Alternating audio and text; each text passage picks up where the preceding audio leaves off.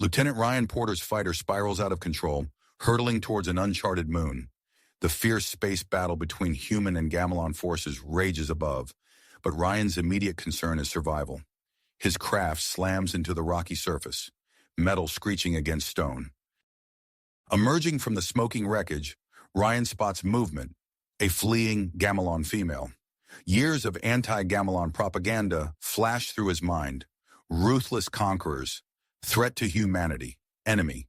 He gives chase, driven by duty and ingrained hostility.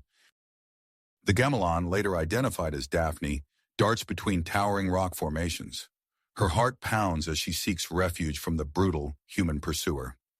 Finding a network of caves, she plunges into darkness, hoping to lose her hunter.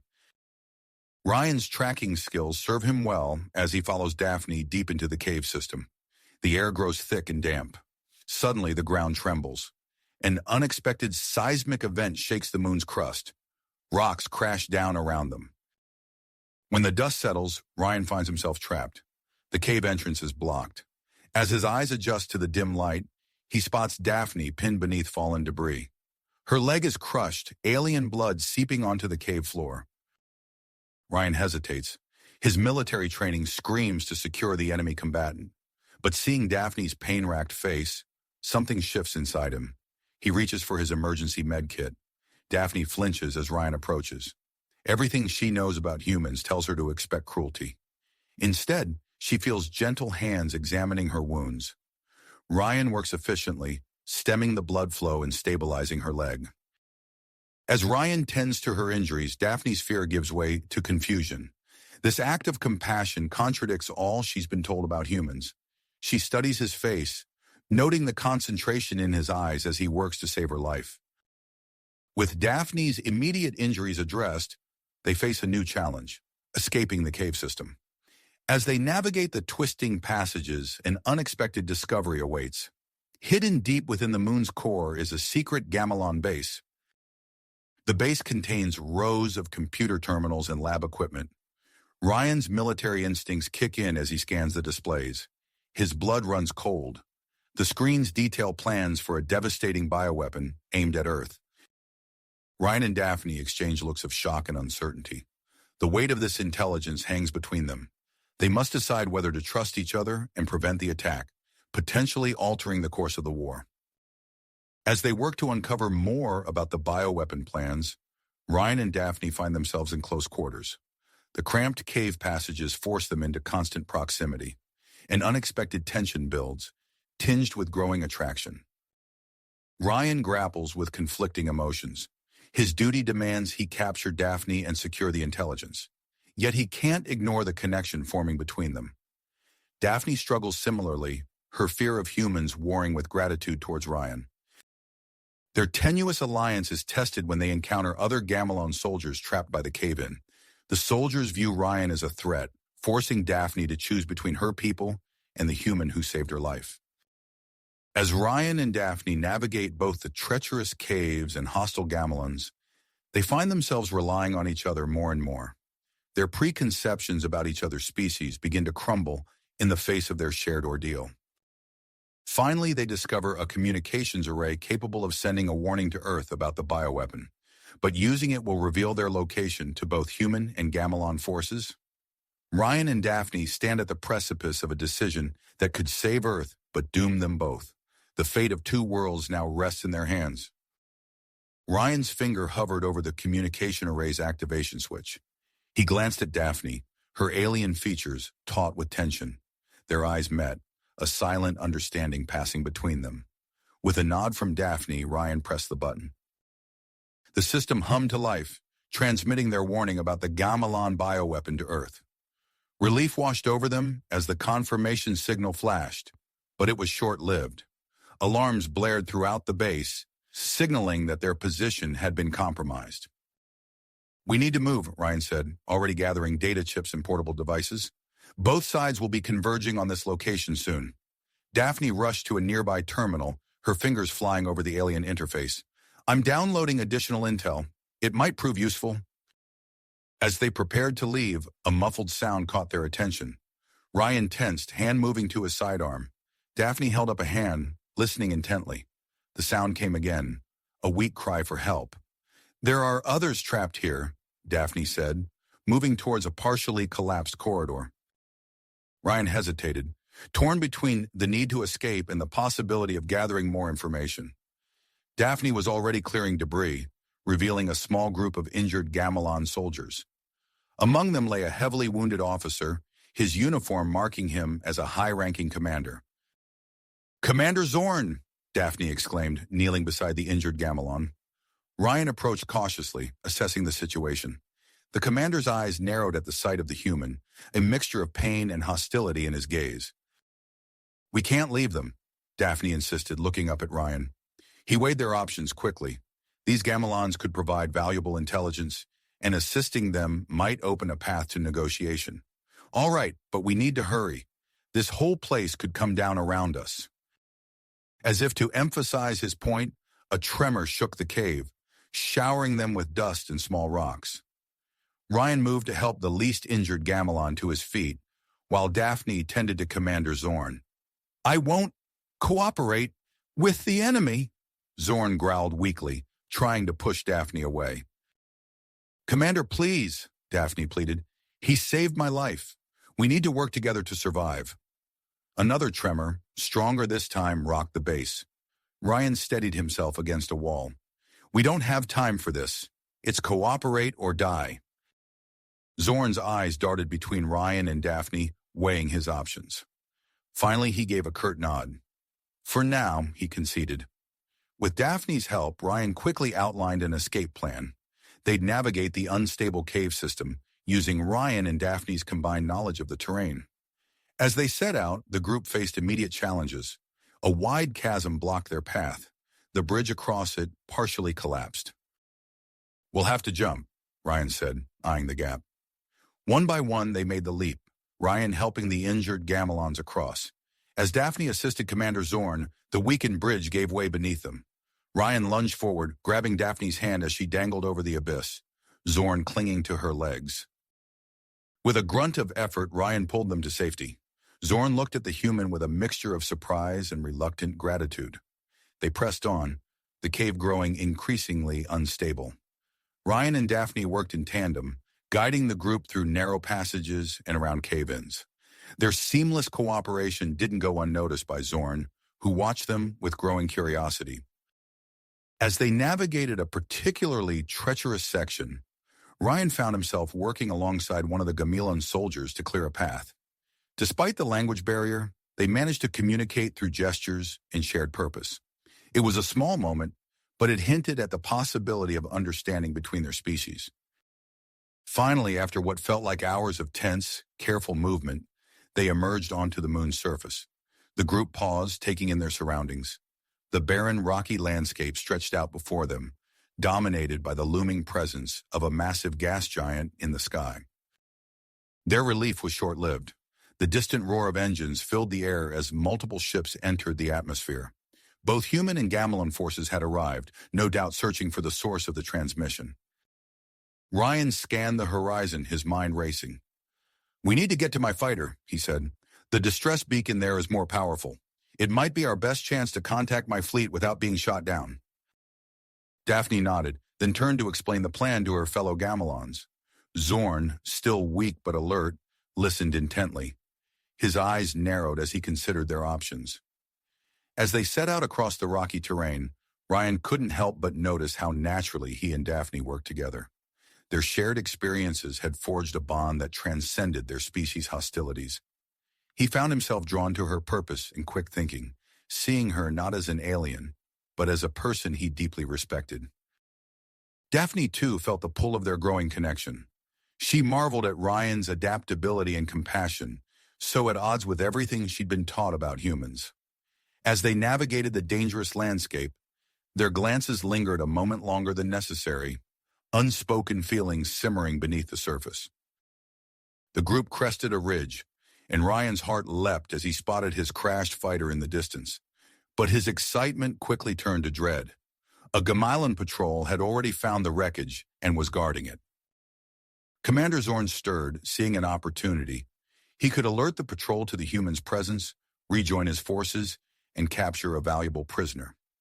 Yet, as he opened his mouth to call out, he hesitated. He looked at Ryan and Daphne, standing shoulder to shoulder, united despite everything that should have divided them. In that moment, Zorn saw a glimpse of a different future, one where cooperation might lead to peace rather than endless war. He made his decision. "Wait," Zorn said, his voice low. "I have an idea." As Zorn outlined his plan, the sound of explosions echoed across the moon's surface. The human fleet had begun bombardment, searching for the source of the transmission. Ryan, Daphne, and the Gamelons huddled behind a rock formation, time running out as they prepared to make their move. Ryan met Daphne's eyes one last time before they stepped out to face the Gamelon patrol. Whatever happened next would shape the fate of both their peoples. With a deep breath, they emerged from their hiding place, ready to fight for a future neither of them had imagined possible just days before. With a shared nod of grit, they stepped out to face the Gamelon patrol. As they approached the crashed fighter, Ryan's mind raced, formulating a plan. The ongoing bombardment from the human fleet provided an unexpected advantage, masking their approach with clouds of dust and debris. "We need to take that ship," Ryan whispered, gesturing to the Gamelon patrol vessel. "It's our best chance of reaching my fleet without being shot down." Daphne's eyes widened, but she nodded in agreement. "How do we get past the guards?" Commander Zorn, overhearing their exchange, spoke up. "I have an idea. Follow my lead." The injured Gamelon commander straightened himself as best he could and called out to the patrol. The guards turned, surprised to see their superior officer in such a state. As they rushed to assist, Ryan and Daphne used the distraction to flank them. In a flurry of movement, Ryan disarmed one guard, while Daphne used her agility to outmaneuver the other. The element of surprise, combined with their teamwork, allowed them to subdue the patrol quickly and without bloodshed. "Impressive," Zorn remarked, a hint of admiration in his voice. With the immediate threat neutralized, they boarded the Gamelon vessel. Ryan's eyes darted over the alien controls, trying to make sense of the unfamiliar technology. Daphne slid into the co-pilot's seat beside him, her fingers dancing across the console. "I'll guide you through it," she said, her voice steady despite the tension in the air. As they worked to power up the ship, their hands brushed against each other. A jolt of electricity seemed to pass between them, their eyes meeting for a brief moment. The growing attraction between them was palpable, but the urgency of their situation pushed those feelings aside. The ship's engines roared to life just as a massive Gamelon battlecruiser entered the system. Its imposing silhouette filled the view screen, dwarfing their small patrol vessel. A gruff voice crackled over the comm system. "Unidentified vessel, this is Admiral Karras of the Gamelon Imperial Fleet. Identify yourself and state your purpose immediately." Ryan's heart raced as he looked to Daphne and Zorn. They needed a plan, and fast. "I have an idea," Ryan said, his mind working quickly, "but it's risky." He opened a channel to the battlecruiser. "Admiral Karras, this is Commander Zorn. We have critical information about the bioweapon project that must be delivered in person. Request immediate docking clearance." There was a tense pause before Karras responded. "Verification code required, Commander." Zorn leaned forward, his voice weak but determined. He rattled off a series of numbers and letters, a high-level clearance code that even Daphne didn't recognize. Another pause, this one stretching out agonizingly. Finally, Karras's voice returned. "Clearance granted. Proceed to docking bay 3. Ryan let out a breath he didn't realize he'd been holding. He looked at Zorn with newfound respect. "That was impressive." The Gamelon commander managed a weak smile. "Let's hope it buys us enough time." As they maneuvered towards the human fleet, Ryan opened a secure channel to his ship. "HSS Intrepid, this is Lieutenant Ryan Cooper.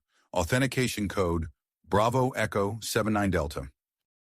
Captain Amelia Hawkins' stern voice filled the cockpit. "Cooper, we thought you were KIA. What's your situation?" Ryan took a deep breath.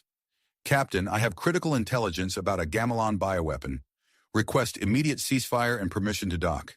I'm in a commandeered Gamelon vessel with..." He hesitated, glancing at Daphne. "No, allies." There was a long pause. Ryan could almost hear the gears turning in Hawkins's head. "Granted, Cooper, but you better have one hell of an explanation." As they approached the Intrepid, Ryan and Daphne shared a look. The weight of what they were about to attempt settled over them. They were more than just two individuals from warring species now. They represented the potential for peace. "Whatever happens," Daphne said softly, "I'm glad we met." Ryan nodded, allowing himself a small smile. "So am I." The docking procedure went smoothly, but as the airlock doors opened, they were met by a squad of armed human Marines. Captain Hawkins stood at their center, her expression a mix of curiosity and suspicion.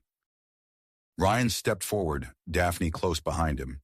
He could feel the eyes of both humans and Gamelons on them, the tension in the air thick enough to cut with a knife. "Captain," Ryan began, "I know this looks strange, but we have information that could change everything." Before Hawkins could respond, alarms blared throughout the ship. A tactical officer's voice rang out. "Captain, Gamelon battlecruiser on intercept course." Ryan's heart sank. Admiral Karras had seen through their ruse. Now, with time running out and the threat of renewed hostilities looming, they faced their greatest challenge yet, convincing both sides to give peace a chance. As Hawkins barked orders to her crew, Ryan and Daphne exchanged a determined look. They had come too far to fail now. With the fate of both their species hanging in the balance, they prepared to make their case, knowing that their unlikely alliance might be the key to ending the war once and for all. As Hawkins barked orders to her crew, Ryan and Daphne exchanged a determined look. They had come too far to fail now. With the fate of both their species hanging in the balance, they prepared to make their case, knowing that their unlikely alliance might be the key to ending the war once and for all. "Captain," Ryan began, his voice steady despite the chaos around them, "I know this looks bad, but we have information that could change everything. The Gamelons have developed a bioweapon." "A bioweapon?" Hawkins interrupted, her eyes narrowing. "And you expect me to believe this isn't some elaborate trap?" Before Ryan could respond, Daphne stepped forward. "It's true, Captain. I can corroborate everything Lieutenant Cooper says." The bridge fell silent, all eyes on the Gamelon woman standing shoulder to shoulder with a human officer. Hawkins studied them both, her expression unreadable. "All right," she said finally. "You have 5 minutes to convince me. Start talking."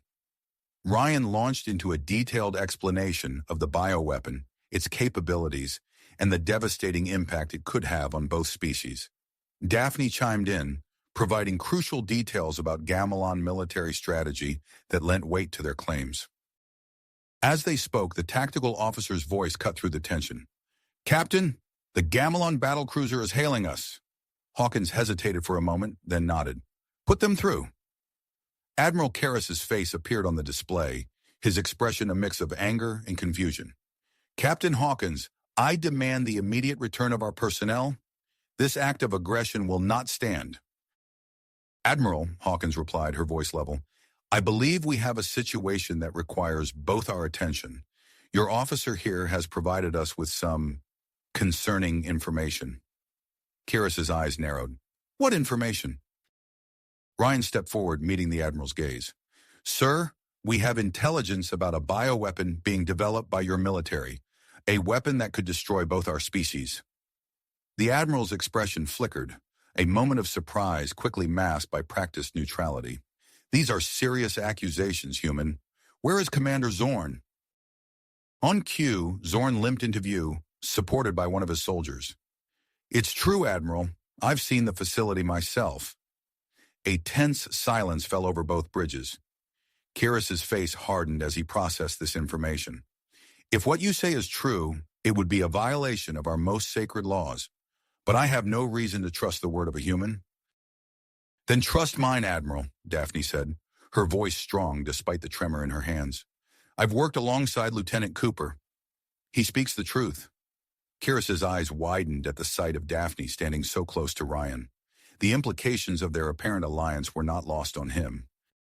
Ryan, sensing an opportunity, pressed forward.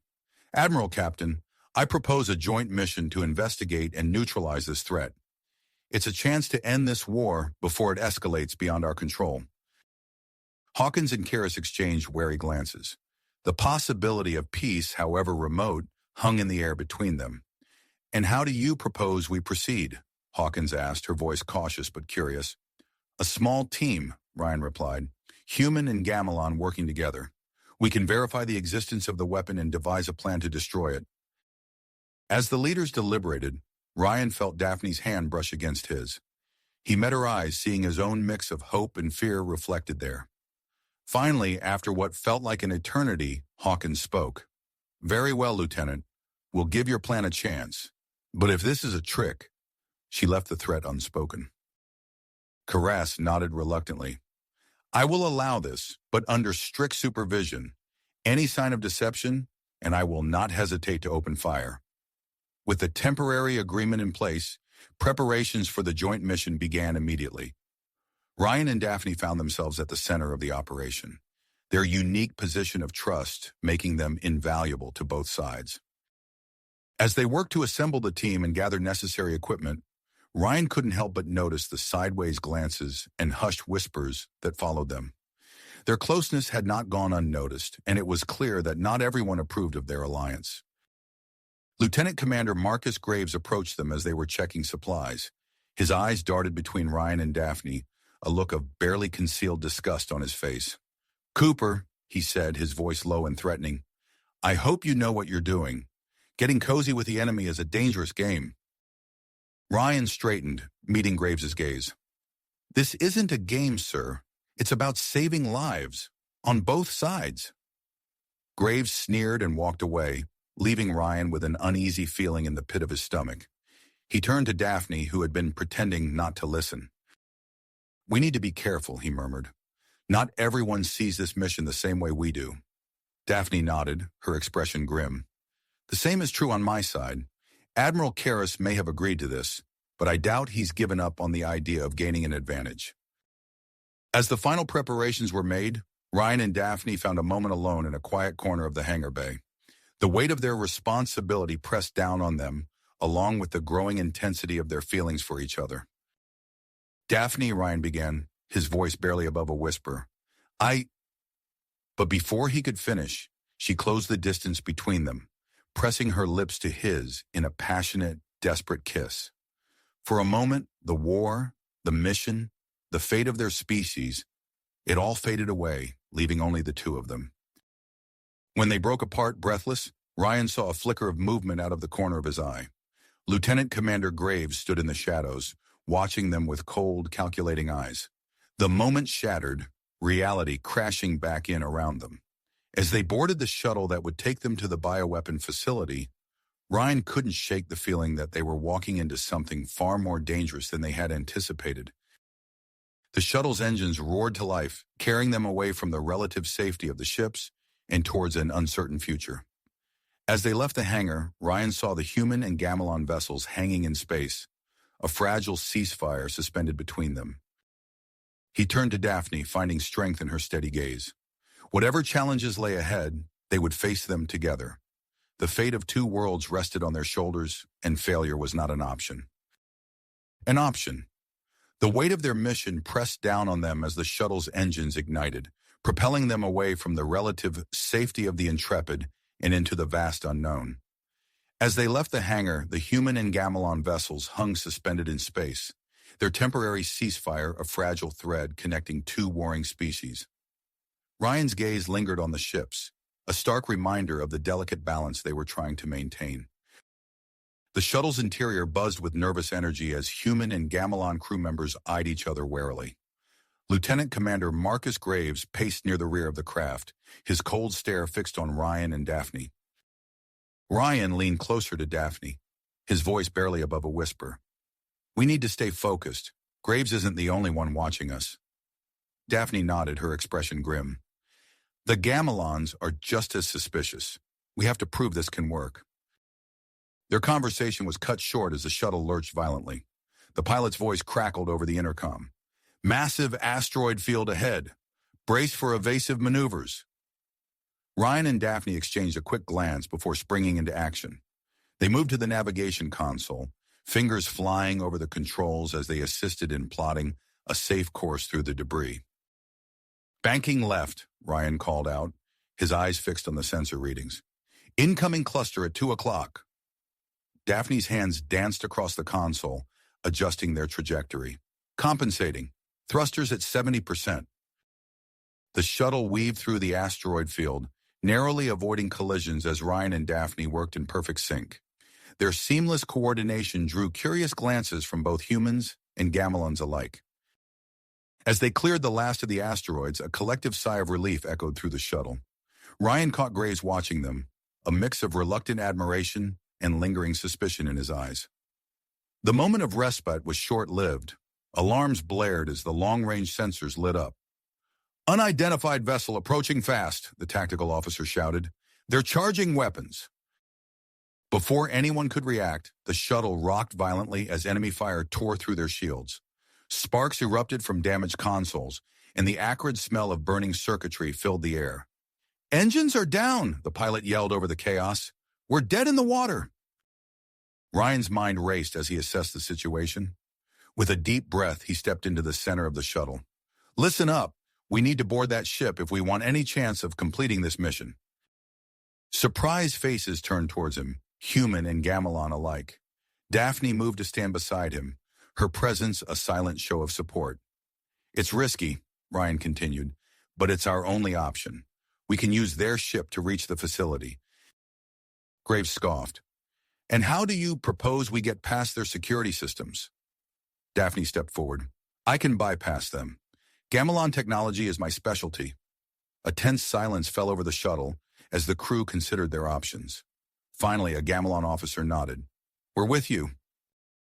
As the team prepared for the boarding operation, Ryan pulled Daphne aside.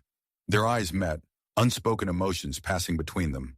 Without warning, Daphne pulled him close, their lips meeting in a fierce, desperate kiss. The moment was shattered by the blaring of proximity alarms. They broke apart, breathless, as the enemy ship loomed into view. "Ready?" Ryan asked, his heart pounding. Daphne nodded, her eyes blazing with purpose. "Let's do this!" The boarding party moved swiftly, using the shuttle's remaining power to launch a surprise attack on the enemy vessel. Ryan led the charge with Daphne close behind, her expertise proving invaluable as she bypassed the ship's security measures. They burst onto the bridge, weapons raised, only to find themselves face-to-face with a group of Gamelons. Their uniforms were unfamiliar, marking them as members of a rogue faction. "Stand down!" Ryan shouted, his voice carrying authority despite the chaos. The rogue Gamelons responded with a barrage of weapons fire. Ryan dove for cover, pulling Daphne down with him. The bridge erupted into a fierce close-quarters battle. Ryan and Daphne moved as one, their fighting styles complementing each other perfectly. She provided cover fire as he advanced, then he created openings for her precise shots. In the heat of the battle, a rogue Gamelon soldier managed to flank Daphne. Ryan spotted the threat just in time, throwing himself between Daphne and the attacker. He felt a searing pain as the enemy's weapon grazed his arm. Daphne's eyes widened in shock, then narrowed in fury. With a series of lightning-fast moves, she disarmed and subdued the attacker. As the last of the rogue Gamelons fell, Ryan and Daphne found themselves at the ship's main computer. They worked side by side, decoding the navigation logs in search of the bioweapon facility's location. Their shoulders brushed as they leaned over the console, the air between them charged with unspoken tension. Ryan's breath caught as Daphne's hand accidentally grazed his injured arm. "I'm sorry," she whispered, her eyes meeting his with concern and something deeper. "It's nothing," Ryan replied, his voice husky. "Thanks to you." Their faces were inches apart, the urge to close the distance nearly overwhelming, but the moment was broken by Graves clearing his throat behind them. "If you two are quite finished," he said, his tone dripping with disdain, "we have a mission to complete." Ryan straightened, forcing himself to focus on the task at hand. As they prepared to set course for the bioweapon facility, an encrypted transmission crackled through the ship's communication system. The message was brief, but its implications were staggering. It spoke of a conspiracy reaching to the highest levels of both human and Gamelon leadership, of those who profited from the continuation of the war. Ryan and Daphne exchanged a look of unbreakable spirit. Their mission had just become far more complex, and the stakes even higher. As they input the coordinates for the bioweapon facility, their hands brushed once more. The touch sent a jolt through Ryan, a reminder of the growing connection between them, a connection that mirrored the fragile alliance they were fighting to forge between their people. The commandeered ship surged forward, carrying them towards their destination and whatever challenges lay ahead. Ryan gripped the console, his mind racing with the possibilities and dangers that awaited them. One thing was certain: the true test of their newfound alliance was yet to come. As the commandeered ship surged forward, the bioweapon facility came into view, hidden within a massive asteroid looming before them. Ryan's hands tightened on the controls, his eyes narrowing as he assessed the treacherous field of space debris surrounding their target. "This isn't going to be easy," he muttered, glancing at Daphne beside him. She nodded, her fingers dancing across the sensor array. "I'm detecting multiple automated defense systems. We'll need to thread the needle to avoid detection."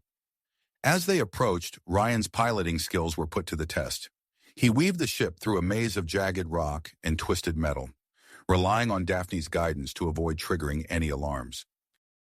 "Asteroid fragment, 3 o'clock," Daphne called out. Ryan reacted instantly, rolling the ship to avoid the collision. The vessel shuddered as it scraped past, metal groaning under the strain. "Nice save," Daphne said, a hint of admiration in her voice. They pressed on, inching closer to the asteroid. As they neared its pockmarked surface, Daphne's console lit up. "There," she pointed, "a crevice at coordinates 227 by 84. It's emitting faint energy signatures consistent with an airlock." Ryan guided the ship towards the hidden entrance, his movements precise and controlled. As they approached, the crevice yawned open, revealing a camouflaged docking bay. Once safely inside, Ryan assembled a small infiltration team. "Daphne, Graves, you're with me," he ordered. "The rest of you, hold position and be ready for a quick extraction if things go south." As they prepared to enter the facility, Ryan caught Graves watching him and Daphne with barely concealed contempt. He pushed the thought aside, focusing on the mission at hand. The airlock cycled open with a hiss, revealing a dimly lit corridor stretching before them. Ryan took point, his weapon at the ready as they moved forward. The silence was oppressive, broken only by the soft hum of distant machinery. "I don't like this," Graves muttered. "Where are the guards?" Ryan shared his unease but kept his thoughts to himself. They moved deeper into the facility, passing through several laboratories filled with ominous equipment. Daphne paused at one workstation, her eyes widening as she examined the readouts. "This confirms it," she said, her voice tight. "They're developing a bioweapon capable of targeting specific genetic markers. It could wipe out entire species." The implications of her words hung heavy in the air as they pressed on. Ryan and Daphne fell into a natural rhythm, covering each other as they cleared each room. Their movements were synchronized, a testament to the trust that had grown between them. As they rounded a corner, they found themselves in a massive chamber. Rows of stasis pods lined the walls, each containing what appeared to be test subjects for the bioweapon. In the center of the room stood a towering apparatus, its purpose all too clear. "That's the production line," Daphne whispered, her voice filled with horror and awe. Ryan quickly formulated a plan, assigning tasks to disable the facility. As they moved to carry out their sabotage, a shrill alarm suddenly pierced the air. Hidden panels in the walls slid open, revealing rows of robotic sentries. "Take cover!" Ryan shouted as the first volley of energy blasts tore through the air. The team scattered, diving behind equipment for protection. Ryan and Daphne found themselves pinned down behind a control console, cut off from Graves and the others. "We need to reach the main control room," Daphne yelled over the din of battle. "It's our best chance to shut this place down." Ryan nodded, his mind racing as he assessed their options. "Cover me!" he called out, before darting from cover towards a nearby doorway. Daphne laid down, suppressing fire, her shots precise and effective. As Ryan reached the door, he turned to provide covering fire for her. In that moment of distraction, a stray blast caught him in the side, sending him stumbling. Daphne's eyes widened in alarm as she saw Ryan falter. With a burst of speed, she crossed the distance between them, half dragging him through the doorway as energy blasts scorched the wall behind them. Once clear of immediate danger, Daphne quickly examined Ryan's wound. It's not deep, she said, relief evident in her voice, but we need to stop the bleeding. As she worked to bandage his injury, Ryan couldn't help but be acutely aware of her closeness. Their eyes met, and for a moment, the chaos around them faded away. Daphne's hand lingered on his side, the touch sending a jolt through him that had nothing to do with his wound. The moment was shattered by the sound of approaching drones. Ryan gritted his teeth against the pain and pushed himself to his feet. "We need to keep moving," he said, his voice rough. As they made their way through the twisting corridors, fighting off waves of security drones, Ryan noticed that Graves was nowhere to be seen. A sinking feeling in his gut told him that their mission had just become even more complicated. Rounding a corner, they stumbled upon a hidden data center. Daphne's eyes lit up as she took in the banks of servers and control terminals. "This is it," she breathed. "The facility's main database." She set to work immediately, her fingers flying across the keyboards as she bypassed security protocols and dug deep into the system's core. Ryan stood guard, his weapon trained on the entrance. "Ryan," Daphne called, her voice tight with shock. "You need to see this." He moved to her side, his eyes widening as he took in the information scrolling across the screen. Documents, communications logs, and financial records painted a damning picture of corruption and conspiracy at the highest levels of both human and Gamelon leadership. "They've been manipulating us," Daphne said, her voice barely above a whisper. "Both sides. This war, it's all been orchestrated by people profiting from the conflict." The weight of this revelation settled over them, but before they could fully process it, a new alert flashed on the screen. Ryan's blood ran cold as he read the message. "Graves," he growled. "He's in the control room. He's trying to activate the bioweapon." Without a word, Ryan and Daphne sprinted towards the facility's nerve center, knowing that the fate of both their species hung in the balance. As they ran, the sound of battle echoed through the corridors, a stark reminder of the chaos they had unleashed. They burst into the control room, weapons raised, to find Graves hunched over the main console. He turned, a mad gleam in his eyes as he regarded them. "You're too late," he sneered, his finger hovering over the launch sequence. "With this weapon, we'll finally end this war once and for all." Ryan and Daphne exchanged a quick glance, a silent plan forming between them. As Ryan stepped forward to confront Graves, Daphne began to slowly circle around, her movements careful and deliberate. "You don't understand what you're doing," Ryan said, keeping Graves' attention focused on him. "This isn't about ending the war. It's about power and profit for a select few." Graves laughed, a harsh, bitter sound. "You've gone soft, Cooper. Fraternizing with the enemy has clouded your judgment." As Graves launched into a tirade about duty and sacrifice, Daphne used the distraction to inch closer to the console. Just as Graves noticed her movement and turned, Ryan lunged forward, tackling him away from the controls. The two men grappled on the floor as Daphne rushed to the console, her fingers flying as she worked to abort the launch sequence and initiate the facility's self-destruct protocol. Ryan managed to pin Graves down, but the lieutenant commander's eyes blazed with fanatical willpower. "You can't stop what's coming," he snarled. "This is bigger than all of us." Before Ryan could respond, the facility's alarms blared to life. Daphne's voice cut through the chaos. "We need to move. This place is going to blow in 10 minutes. Ryan hauled Graves to his feet, keeping a firm grip on the man as they rushed out of the control room. The corridors were a maze of flashing lights and blaring sirens as they fought their way back to the entrance, battling both security drones and the clock. As they reached the docking bay, the asteroid facility began to shake violently, sections of the ceiling collapsing around them. They scrambled aboard their ship, Ryan taking the controls as Daphne secured the still struggling Graves. The engines roared to life as Ryan piloted them out of the disintegrating structure. Debris pelted the hull as they navigated through the asteroid field, each impact making Ryan wince. "We're not going to make it," Graves called out, a note of panic in his voice. Ryan's face hardened in dedication as he pushed the engines to their limit. "Daphne, I need an escape vector," he called out. She was already at work, her eyes darting between sensor readings and calculations. "Sending coordinates now," she replied. "It's going to be close." As they cleared the last of the asteroids, a massive explosion lit up space behind them. The shock wave hit their ship like a hammer, sending them tumbling through the void.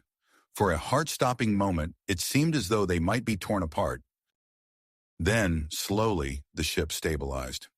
Ryan let out a breath he didn't realize he'd been holding, turning to see Daphne doing the same. Their eyes met, and a wave of relief and something more passed between them. The moment was interrupted by an incoming transmission. Both human and Gamelon high commands demanded an immediate explanation for the destruction of the asteroid facility. Ryan and Daphne shared a look of understanding. They had uncovered a truth that could change everything, but convincing their leaders would be their greatest challenge yet. As they prepared to face the view screen, their hands brushed, a small gesture of solidarity in the face of the daunting task ahead. The fate of two worlds now rested on their ability to expose the conspiracy and bridge the gap between their species. As the transmission connected, Ryan and Daphne stood united, ready to fight for a future neither of them had dared to imagine before their paths crossed.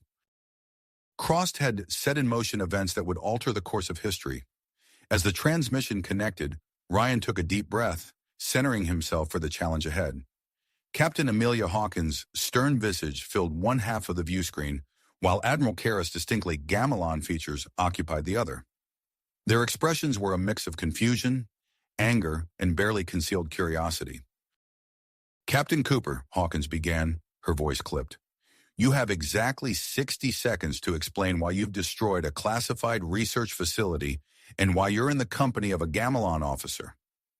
Ryan stepped forward, his posture straight despite the pain in his side. "Captain Admiral, what we're about to tell you will change everything you thought you knew about this war." Over the next several minutes, Ryan and Daphne took turns presenting their evidence.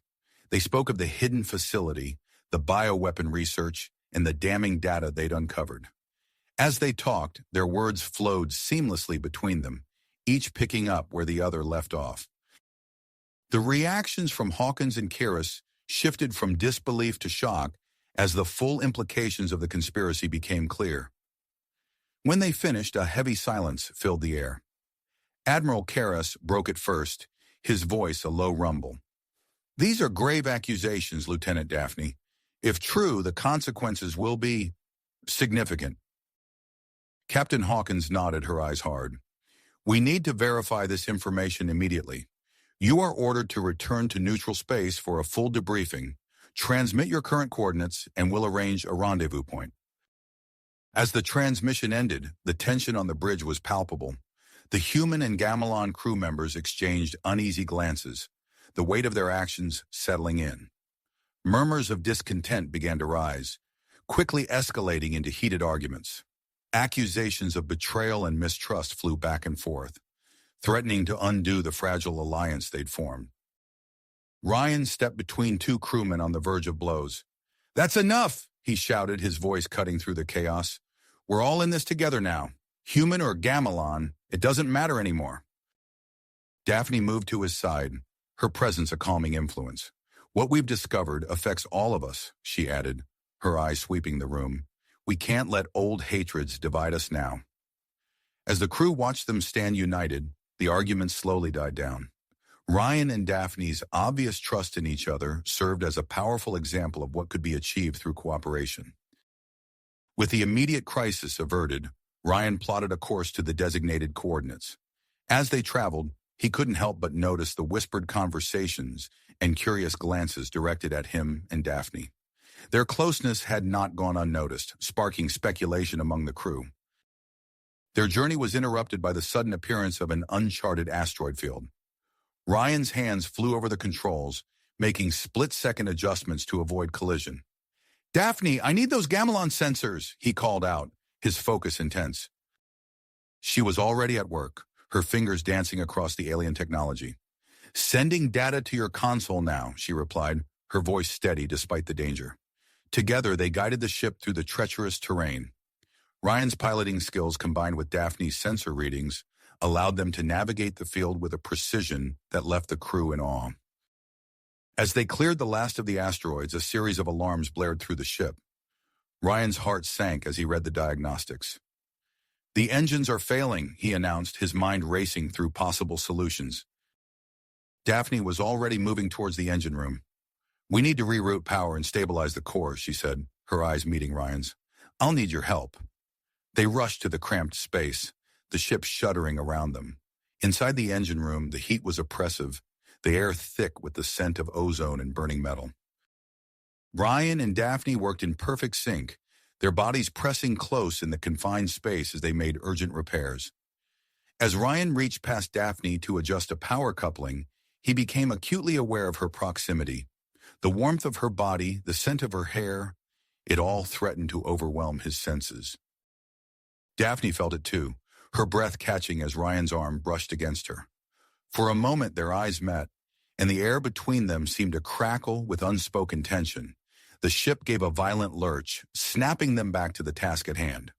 With renewed focus, they completed the repairs, stabilizing the engines just as they cleared the last of the asteroid field. As they made their way back to the bridge, Ryan's long-range sensors picked up an anomaly. "There's something massive out there," he said, adjusting the scanners for a clearer image. Daphne leaned in, her eyes widening as the object came into focus. "It's the Nexus," she breathed, a note of awe in her voice. The legendary trading hub filled their view screen, its massive structure a testament to the engineering prowess of countless species. As they watched, a transmission came through from both Captain Hawkins and Admiral Karras. "Change of plans," Hawkins announced. "You're to dock at the Nexus. It's the perfect neutral ground for our debriefing and the upcoming negotiations." As Ryan guided their ship towards the massive structure, he and Daphne exchanged a look of anticipation. The Nexus represented more than just a meeting place. It was a symbol of cooperation between species, a glimpse of what the future could hold. They docked without incident, the ship settling into one of the Nexus's countless berths. As the airlock cycled open, Ryan and Daphne stepped out into a world unlike anything they'd experienced before. The sheer diversity of life forms moving through the Nexus's corridors was staggering. Beings of all shapes, sizes, and compositions went about their business, creating a cacophony of sights, sounds, and smells. "We need to secure accommodations for both delegations," Ryan said, trying to orient himself in the overwhelming environment. Daphne nodded, her hand unconsciously finding Ryan's arm as they navigated through the crowd. Their closeness drew curious looks from passing aliens, many of whom had never seen a human in Gamelon in such proximity. As they explored the vast structure, Ryan couldn't shake the feeling that they were being watched. He was about to voice his concerns to Daphne when a familiar voice caught his attention. "The humans suspect nothing. The Gamelons are equally in the dark." Ryan pulled Daphne into a shadowy alcove, pressing a finger to his lips. They peered around the corner to see a group of well-dressed individuals, both human and Gamelon, engaged in a hushed conversation. "The bioweapon facility was an unfortunate loss," one of the humans said, "but it changes nothing. The war will continue, and our profits will only grow." Ryan felt Daphne tense beside him. They had stumbled upon a meeting of the very war profiteers they sought to expose. As they listened, gathering crucial information about the conspiracy's extent, Ryan's foot scuffed against the floor. The group fell silent, heads turning in their direction. "We need to move," Ryan whispered urgently, grabbing Daphne's hand. They darted into the crowded marketplace, weaving between bewildered aliens as they tried to put distance between themselves and their pursuers. Ryan's eyes darted frantically, searching for an escape route. "There," Daphne hissed, pulling him towards a small, dimly lit entrance. They ducked inside, finding themselves in what appeared to be some kind of nightclub. The pulsing alien music and intimate atmosphere were a sharp contrast to the chaos they just fled. As their eyes adjusted to the low light, Ryan realized with a start that they'd entered an establishment catering to interspecies couples. Around them, beings of wildly different anatomies engaged in various forms of intimacy.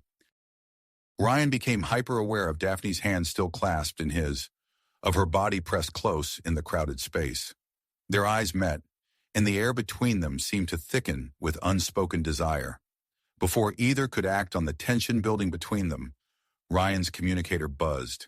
He looked down to see an urgent message from Lieutenant Commander Graves. "Graves says he has vital information about the conspiracy," Ryan said, his voice husky. "He'll only share it with us in person." Daphne's eyes searched his face, conflict evident in her expression. "Do we trust him?" she asked, her fingers tightening around his. Ryan hesitated, acutely aware of the choice before them. Trust Graves and potentially uncover crucial information, or focus on preparing for the negotiations that could end the war. The decision was complicated by the heat of Daphne's body against his, the desire he saw reflected in her eyes. Around them, the Nexus hummed with activity, a neutral ground filled with both opportunity and danger. As Ryan opened his mouth to respond, he knew that whatever they decided would shape not only their mission, but the future of human-Gamelon relations, and perhaps their own relationship as well. Well, as Ryan weighed their options, Daphne's communicator chirped urgently. "It's from our ship," she said, frowning at the display. "There's been an incident. We need to get back." Their moment of intimacy abruptly shattered. Ryan and Daphne hurried out of the nightclub. They navigated the crowded corridors of the Nexus, their closeness now born of necessity rather than desire. As they approached their docking bay, they found Lieutenant Commander Graves waiting for them, his face etched with anxiety. "Captain Lieutenant," Graves said, his voice low and urgent, "I have critical information about the conspiracy, but we can't talk here. It's not safe." Ryan exchanged a glance with Daphne. "Lead the way, Commander," he said, his hand instinctively moving to his sidearm. Graves guided them through a series of maintenance tunnels, eventually arriving at a secure holding area. As the door sealed behind them, Graves began to pace, his agitation palpable. "I've been in contact with a group called the Galactic Truth Seekers," he explained, his words tumbling out in a rush. "They're dedicated to exposing interstellar conspiracies, and they have hard evidence linking high-ranking officials from both our governments to the war profiteering scheme." Daphne's eyes narrowed. "And you trust this information?" Graves nodded emphatically. "I've vetted it myself. It's genuine. I can provide access to everything they have, but—" He hesitated, his gaze flicking between Ryan and Daphne. "I need assurances, leniency in exchange for my cooperation." Before Ryan could respond, an alarm blared through the station. A computerized voice announced, "Security alert. Unauthorized shuttle approaching. All personnel to designated safety areas." Ryan's communicator buzzed with an incoming transmission. He activated it, his face grim as he listened.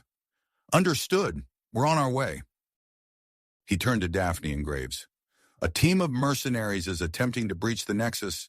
They're after us and anyone else who knows about the conspiracy." Daphne's hand moved to her weapon. "The Nexus security forces—" "Can't intervene directly," Ryan finished. "Neutrality policy. It's up to us." They sprinted back to their docking bay, Ryan barking orders into his communicator as they ran. When they arrived, their mixed human-Gamelon crew was already mobilizing, setting up defensive positions around the perimeter. "They've breached the outer airlocks," a crewman reported, her voice steady despite the tension. Ryan surveyed the makeshift defenses, his mind racing through tactical scenarios. "Daphne, take a team and cover the eastern approach. I'll handle the west. Graves, coordinate with Nexus Security. See if you can get us any kind of support." As the first mercenaries appeared, the docking bay erupted in a storm of weapons fire. Ryan ducked behind a cargo container, his pulse rifle spitting energy bolts at the oncoming attackers. Across the bay, he could see Daphne wielding a Gamelon particle cannon with deadly precision. The battle raged on, neither side gaining a clear advantage. Ryan's crew fought with a cohesion that belied their different species, human and Gamelon, working in seamless cooperation. But the mercenaries were well-equipped and relentless, slowly pushing them back. As Ryan paused to reload, he spotted a group of attackers attempting to flank their position. He caught Daphne's eye and signaled his intention. She nodded, understanding immediately. "Fall back to secondary positions," Ryan shouted to the rest of the crew. "We'll hold them off." He and Daphne broke from cover, laying down suppressing fire as they maneuvered to cut off the flanking mercenaries. They found themselves in a narrow maintenance corridor, pressed close together behind a stack of containers. The confines of the space heightened Ryan's awareness of Daphne's presence. He could feel the heat radiating from her body, smell the metallic tang of weapon discharge mingling with her unique scent. Their eyes met in a moment of shared intensity, adrenaline, and something deeper coursing through them.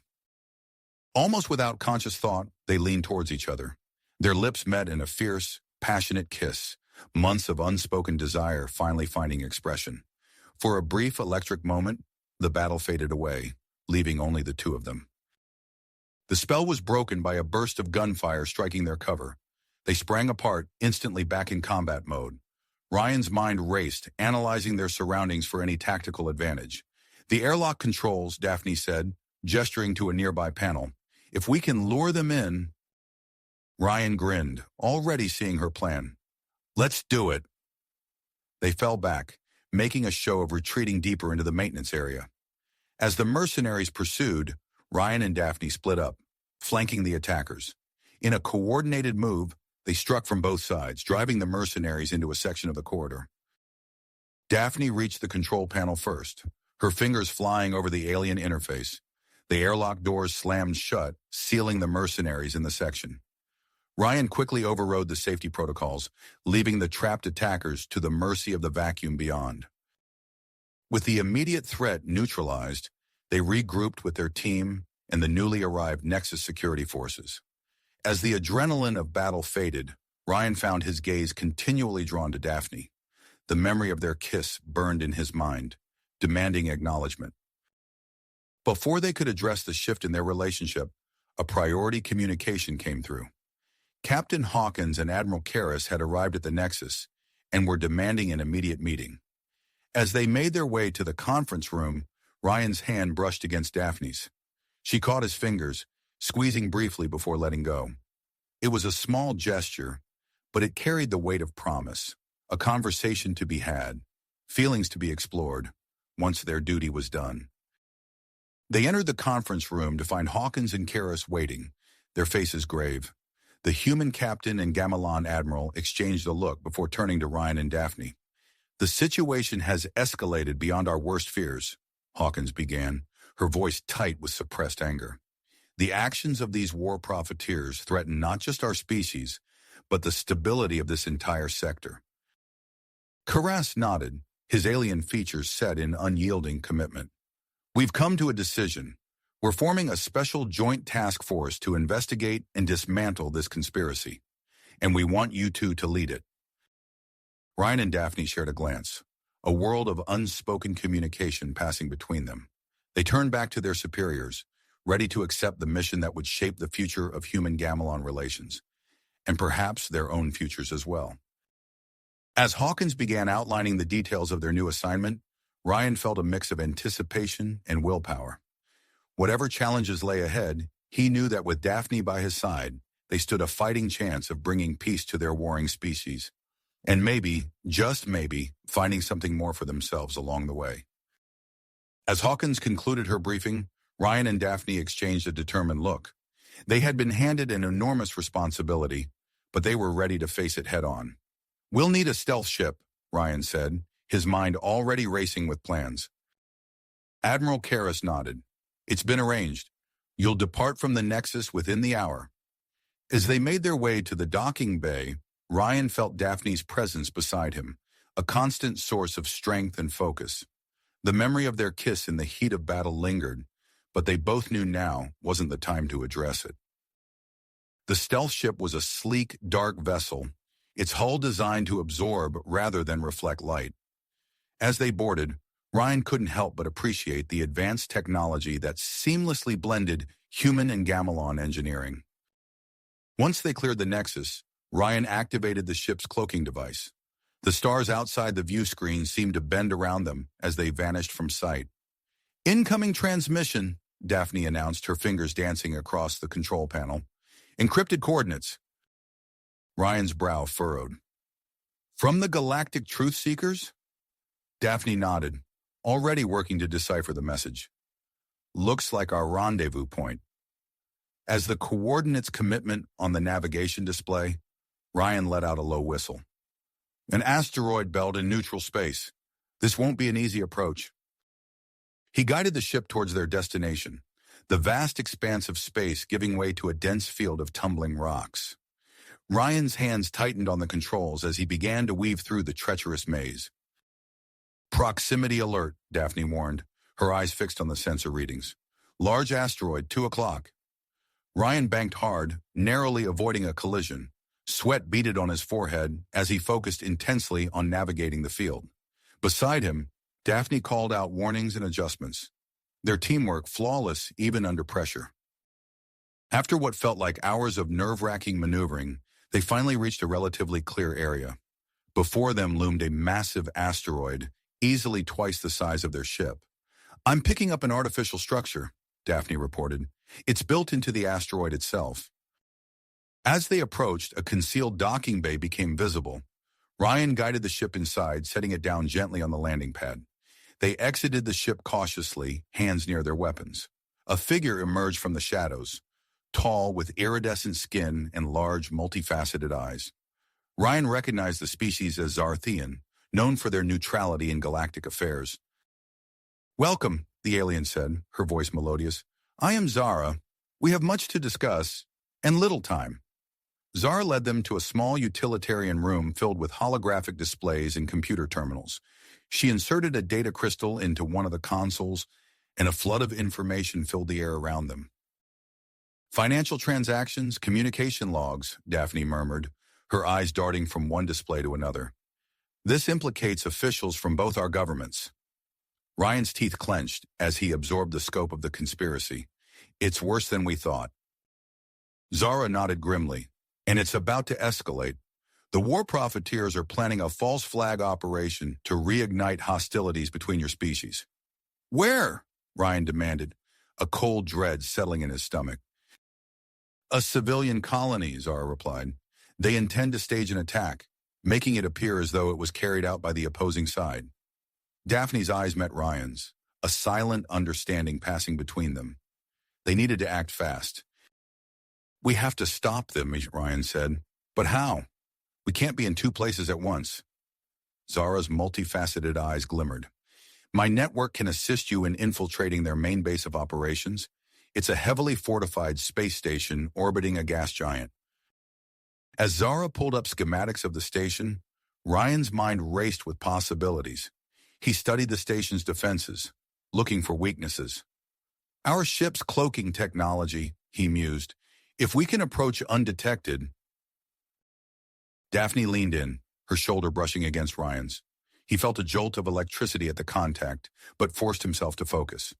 "We could modify our energy signature," Daphne suggested. "Make it look like we're a supply vessel. Request docking clearance." Ryan nodded, a plan taking shape in his mind. "It's risky, but it might just work." They spent the next hour poring over the data, refining their plan. As they prepared to leave, Zara provided them with a set of disguises and additional intelligence on the station's layout. Back aboard their stealth ship, Ryan and Daphne worked in close quarters to make the necessary modifications. The confined space seemed to heighten the tension between them, their bodies often brushing against each other as they moved about the cabin. As Ryan reached past Daphne to adjust a control panel, he caught the scent of her hair. Their eyes met, and for a moment, the universe seemed to shrink to just the two of them. Then, with visible effort, they both refocused on the task at hand. "Ready?" Ryan asked, his hand hovering over the ship's controls. Daphne nodded, her expression determined. "Let's do this." As they approached the gas giant, the space station came into view, a massive structure of metal and light, filled with weapons and scanning arrays. Ryan activated the cloaking device, and they began their approach. Suddenly, a burst of energy from the nearby star washed over them. Alarms blared as the ship's systems flickered. "Solar flare!" Daphne shouted. "It's disrupting our cloak!" Ryan's hands flew over the controls, trying to stabilize their systems. "Can we reroute power?" Daphne was already working, her knowledge of Gamelon technology proving invaluable. "I'm bypassing the main power coupling. Just a few more seconds." The station loomed larger in their view screen, its scanners sweeping dangerously close to their position. Ryan held his breath, acutely aware that discovery now would mean certain death.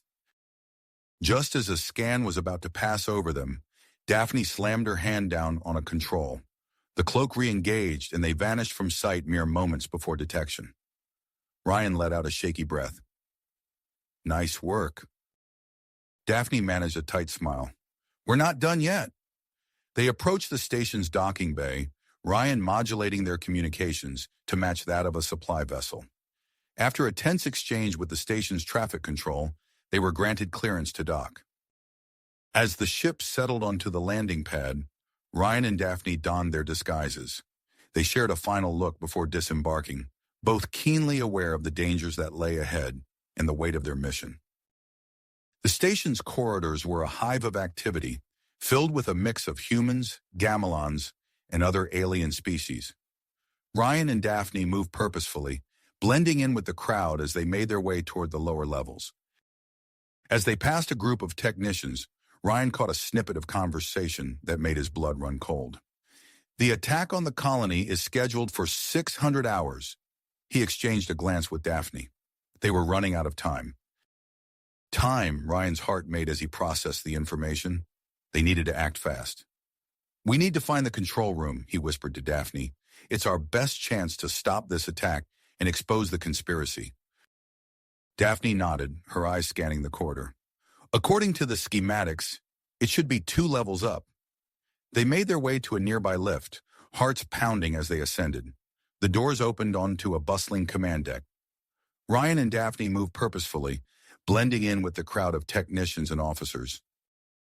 As they approached the control room, a burly security guard stepped into their path. "Identification," he growled.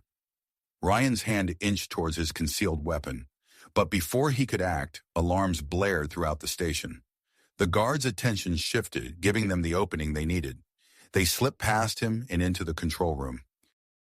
Ryan's fingers flew over the nearest console, accessing the station's communication systems. Daphne stood watch, her body tense as she monitored the corridor outside. "I've almost got it," Ryan muttered, sweat beading on his forehead as he worked to upload the evidence they'd gathered.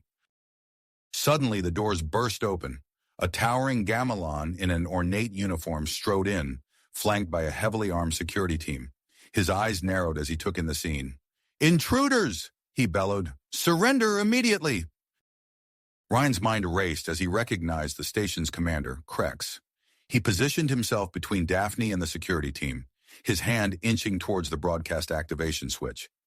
"It's over, Krex," Ryan said, his voice steady despite the adrenaline coursing through his veins. "We know about the planned attack on the colony." Krex's face contorted with rage. "You have no idea what you're meddling with, human. Stand down or we'll be forced to eliminate you." In response, Ryan slammed his hand down on the switch. The console lit up, indicating that the transmission had begun. Evidence of the conspiracy was now broadcasting to both human and Gamelan authorities. Chaos erupted in the control room. Krex roared orders to his security team, who surged forward.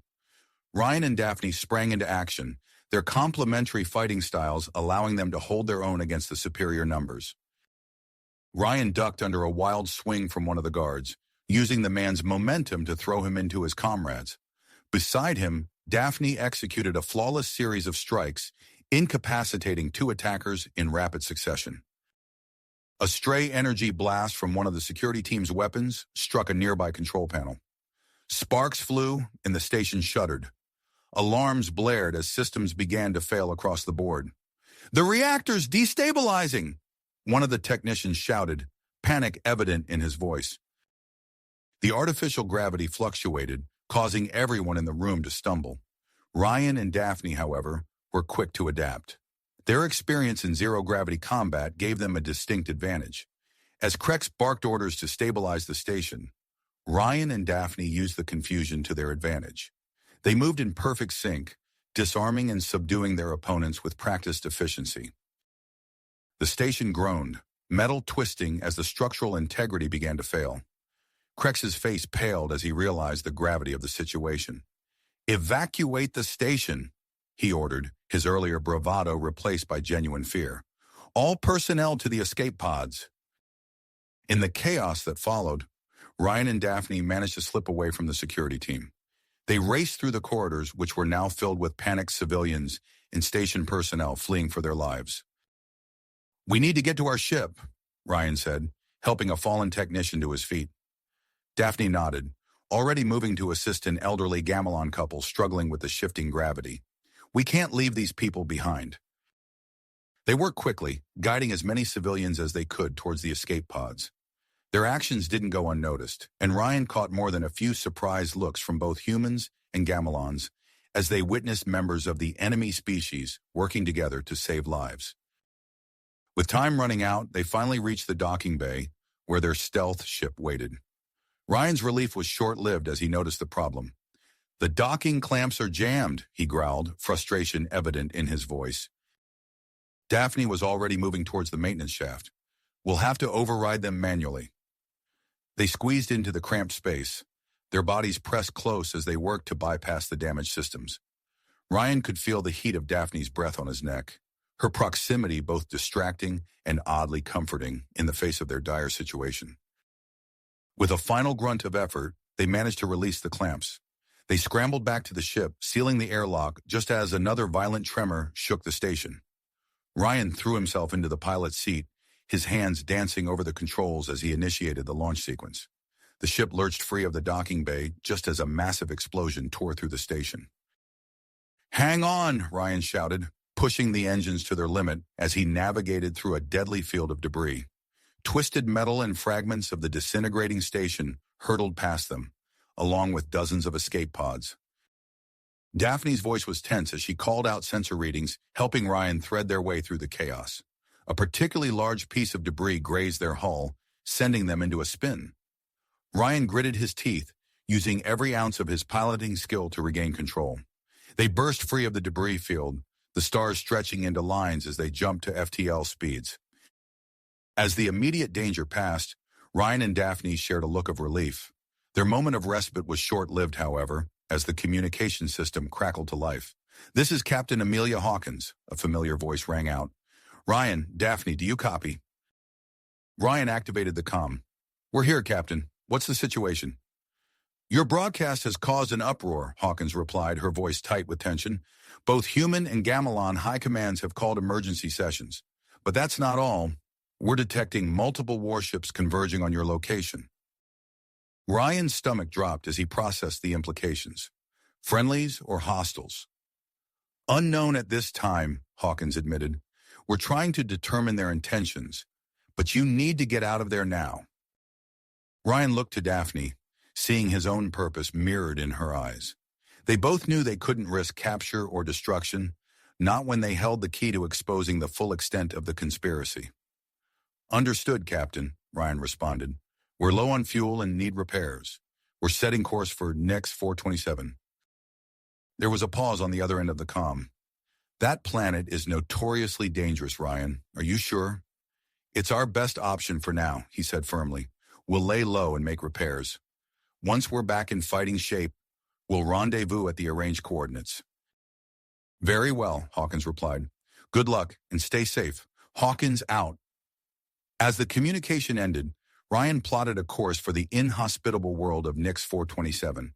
The ship shuddered as they pushed its damaged systems to the limit, racing against time and their pursuers. The planet loomed in their view screen, a swirling mass of purples and greens that looked as beautiful as it was deadly.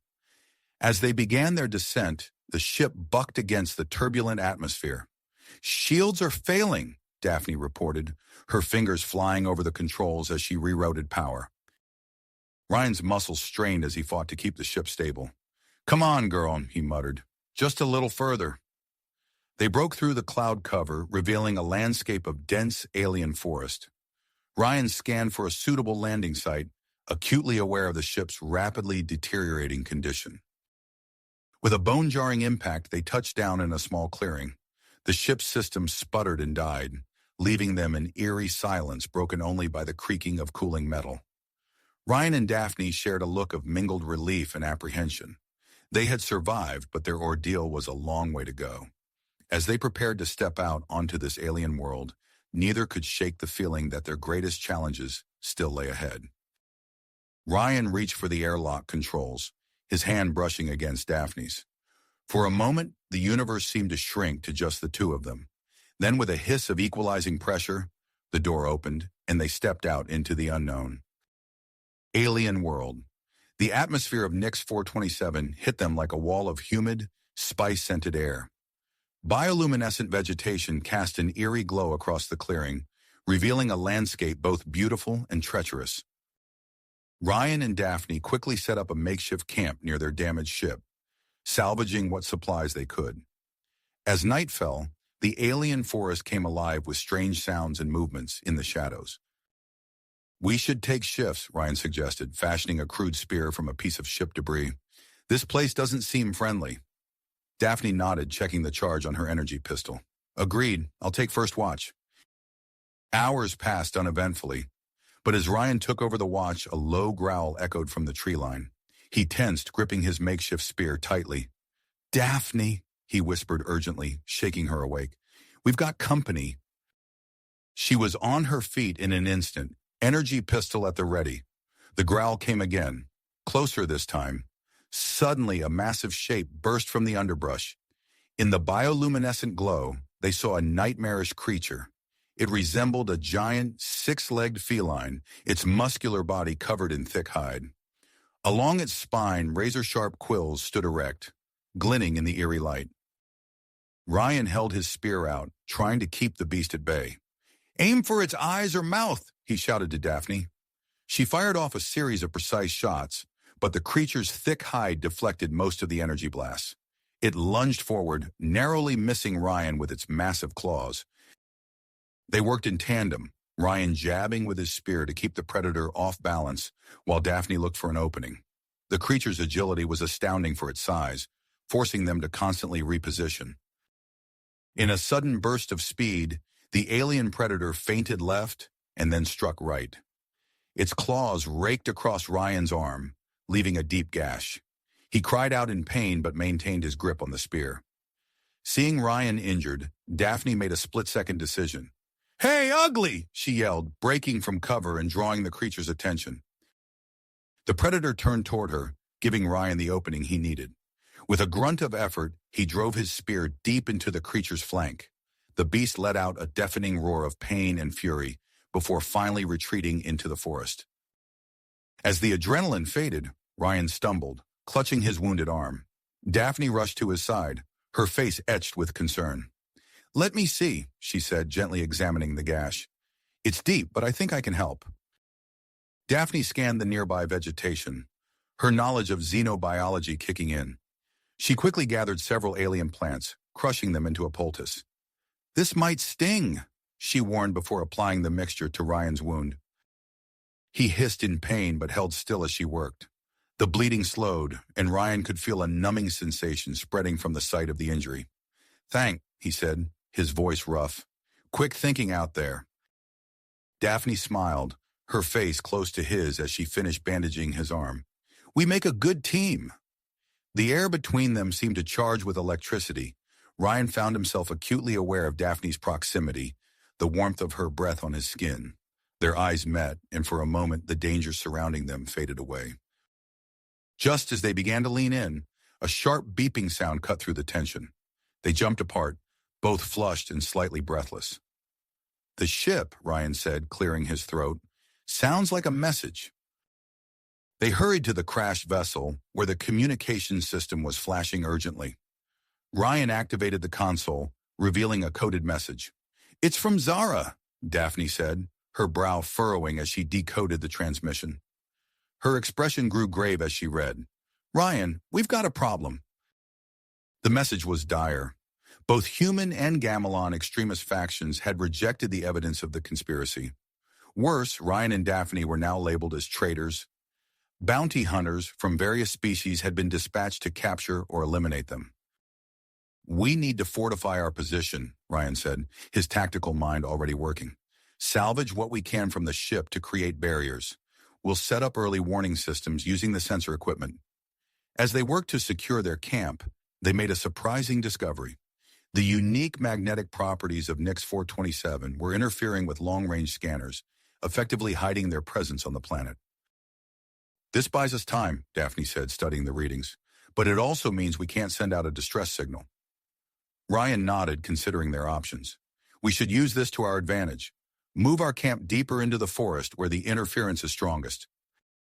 Gathering essential supplies and equipment, they began the treacherous journey through the alien terrain. The forest was a maze of dangers. Fields of carnivorous plants snapped at their heels, while flying predators that, hunted by echolocation, screeched overhead. Working together, they navigated the hazards. Ryan's combat experience and Daphne's scientific knowledge complemented each other perfectly. With each obstacle overcome, the bond between them grew stronger. As they established their new hidden base, Ryan and Daphne began to plan their next move. They needed to find a way off the planet and clear their names, but their isolation also presented an opportunity. "We could use the planet's resources to modify our ship," Daphne suggested, "create new technology as a peace offering to both our species." Ryan built on the idea and drafted a comprehensive peace plan based on our experiences and the evidence we've gathered. As night fell, they huddled close in a shelter built from bioluminescent flora. The soft glow created an intimate atmosphere, and the tension between them reached a new peak. They leaned in close, their lips nearly touching. Suddenly, the ground beneath them began to shake violently. Trees toppled around them as a massive tremor rocked the alien forest. Ryan and Daphne scrambled to secure their equipment, but the earth continued to split and heave. A chasm opened near their camp, revealing a network of underground caverns. As the quake subsided, they realized with horror that their ship and much of their supplies had fallen into the newly formed cave system. Ryan and Daphne stood at the edge of the chasm, peering into the darkness below. The soft glow of bioluminescent fungi far below provided the only illumination of the treacherous caverns. "Well," Ryan said, his voice tight with tension, "looks like we're going spelunking." "On a spelunking expedition," Ryan said grimly, surveying the darkness below. Daphne nodded, her mind already racing with plans. "We need to gather supplies before we descend. Who knows what we'll encounter down there?"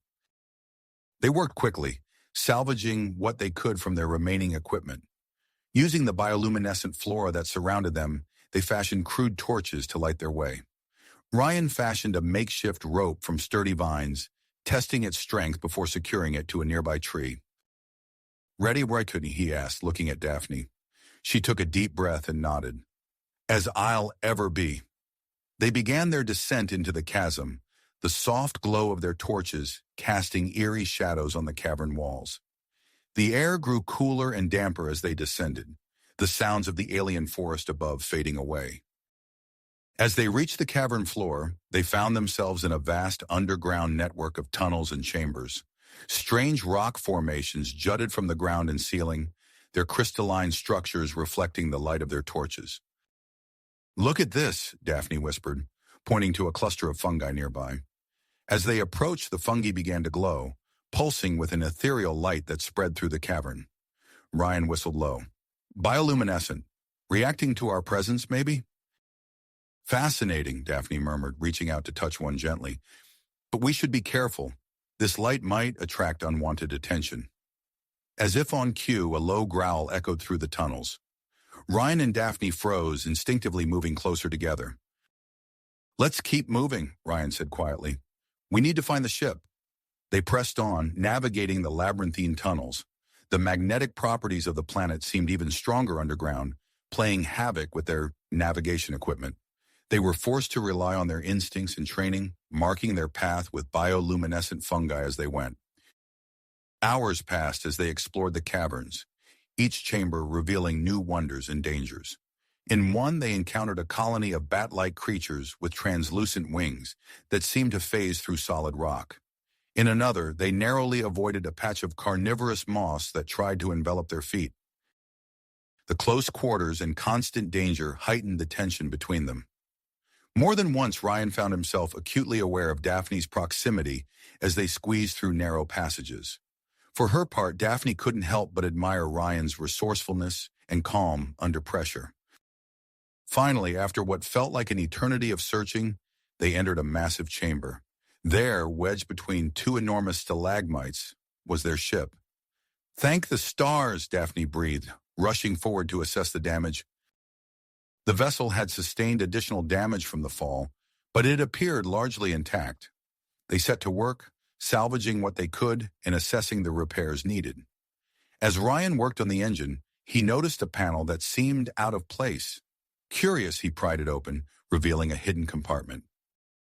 "Daphne," he called, "you might want to see this." She came over, her eyes widening as she saw the contents. That's advanced Gamelon technology, experimental stealth equipment. How did it get on our ship?" Ryan's expression hardened. "You tell me. You're the Gamelon expert here." The accusation hung in the air between them. The trust they'd built suddenly strained. Daphne's face flushed with anger. "You think I knew about this? That I've been hiding it from you?" "I don't know what to think," Ryan shot back. "We're supposed to be in this together, but there are still secrets between us." Their argument was cut short by a violent tremor that shook the cavern. Rocks began to fall from the ceiling, showering them with debris. "Look out!" Ryan shouted, spotting a massive boulder plummeting towards Daphne. He lunged forward, shoving her out of the way just in time. The boulder crashed to the ground where she had been standing, but Ryan wasn't fast enough to completely clear its path. He cried out in pain as it caught his leg, pinning him to the ground. "Ryan!" Daphne screamed, scrambling to his side. She examined his leg, her face pale with worry. "It's not crushed, but you've got a nasty gash and possible fracture." Gritting his teeth against the pain, Ryan nodded. "Help me get free. We need to move before more rocks fall." Together, they managed to lever the boulder off his leg. Daphne quickly applied a poultice of the alien medicinal plants they'd brought from the surface, her touch gentle despite the urgency of the situation. As she worked, their eyes met. The intimacy of the moment, coupled with the adrenaline still coursing through their veins, sparked something between them. Without thinking, Ryan reached up, cupping Daphne's face in his hand. She leaned in, their lips meeting in a passionate kiss. For a moment, the dangers surrounding them faded away, but their respite was short-lived. A loud cracking sound broke them apart, and they turned to see a section of the cavern wall collapsing, revealing a hidden passage. "What do you think?" Ryan asked, wincing as he tried to stand. Daphne helped him to his feet, supporting his weight. "It could be a way out, and right now, any way out is better than staying here." They gathered what supplies they could carry and headed into the newly revealed tunnel. As they ventured deeper, the passage widened, opening into an immense cavern unlike anything they had seen before. Spread out before them were the ruins of what could only be described as an ancient alien city. Crumbling structures of an unfamiliar design stretched as far as their torchlight could reach. Strange symbols adorned the walls, and artifacts of unknown purpose littered the ground. "This is incredible," Daphne breathed, her scientific curiosity overriding her caution. "This civilization, it's neither human nor Gamelon. It must have existed here long before either of our species reached the stars." Ryan nodded, equally awestruck. "If we could bring this evidence back, show both sides what we found, it could change everything," Daphne finished. "A common history, a shared mystery to solve. It could be the key to peace." They began to explore the ruins, their earlier argument forgotten in the face of this monumental discovery. As they examined a particularly ornate structure, Ryan's hand brushed against a symbol on the wall. Suddenly, the air around them shimmered, and holographic projections sprang to life. Ethereal figures of a humanoid but distinctly alien species moved around them, going about what seemed to be daily life in the ancient city. The holograms flickered, and the scene changed, showing a cataclysmic event. The surface of the planet becoming uninhabitable, forcing the aliens underground. They built this place as a refuge, Daphne realized, watching the holographic history unfold. The projection shifted again, this time showing a device of some kind. It pulsed with energy, powering the entire underground complex.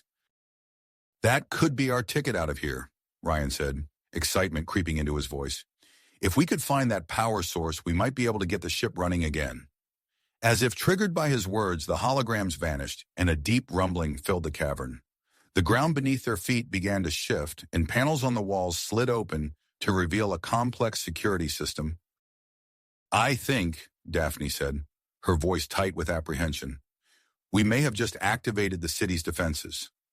A beam of energy lanced out from one of the newly revealed panels, narrowly missing them. Ryan pulled Daphne behind a fallen pillar as more beams crisscrossed the cavern.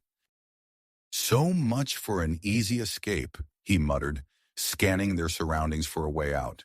Any ideas?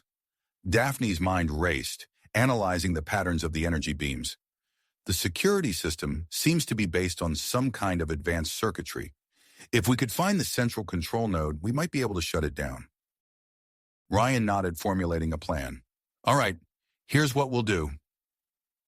As they prepared to make their move, the cavern shook once more violently than before.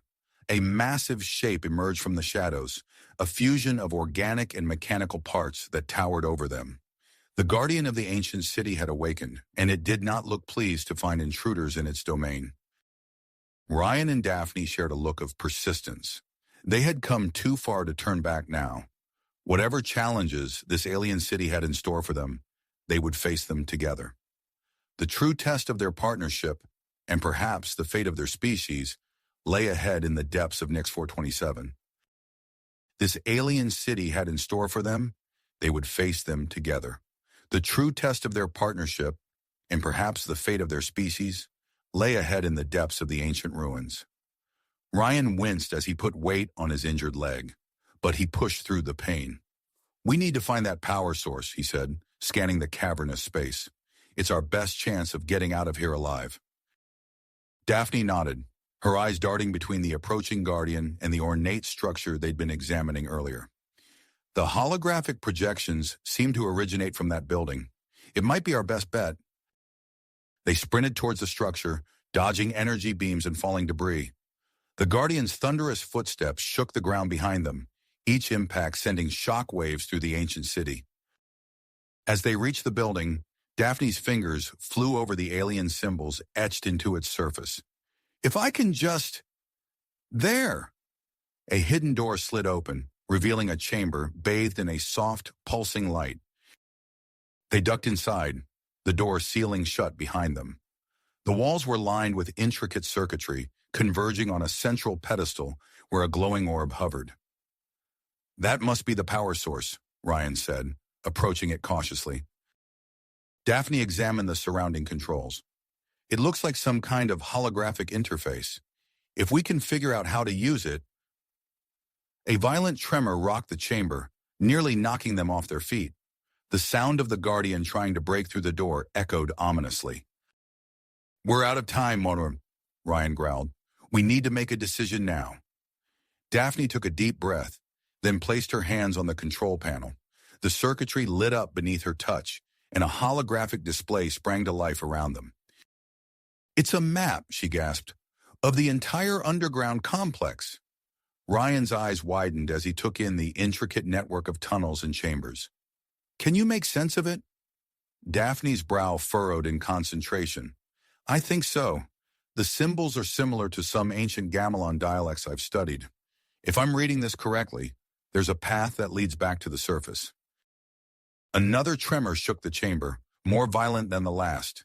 Cracks began to appear in the walls and ceiling. We need to move, Ryan urged. Can you download that map somehow? Daphne nodded, her fingers dancing over the controls. The holographic display flickered, then condensed into a small, glowing sphere. She grabbed it, tucking it securely into her pack. What about the power source? Ryan asked, eyeing the floating orb. Daphne bit her lip, considering. It's too risky to take it. We don't know how it might react outside this chamber.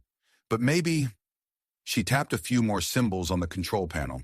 The orb pulsed brightly, and a surge of energy coursed through the circuitry.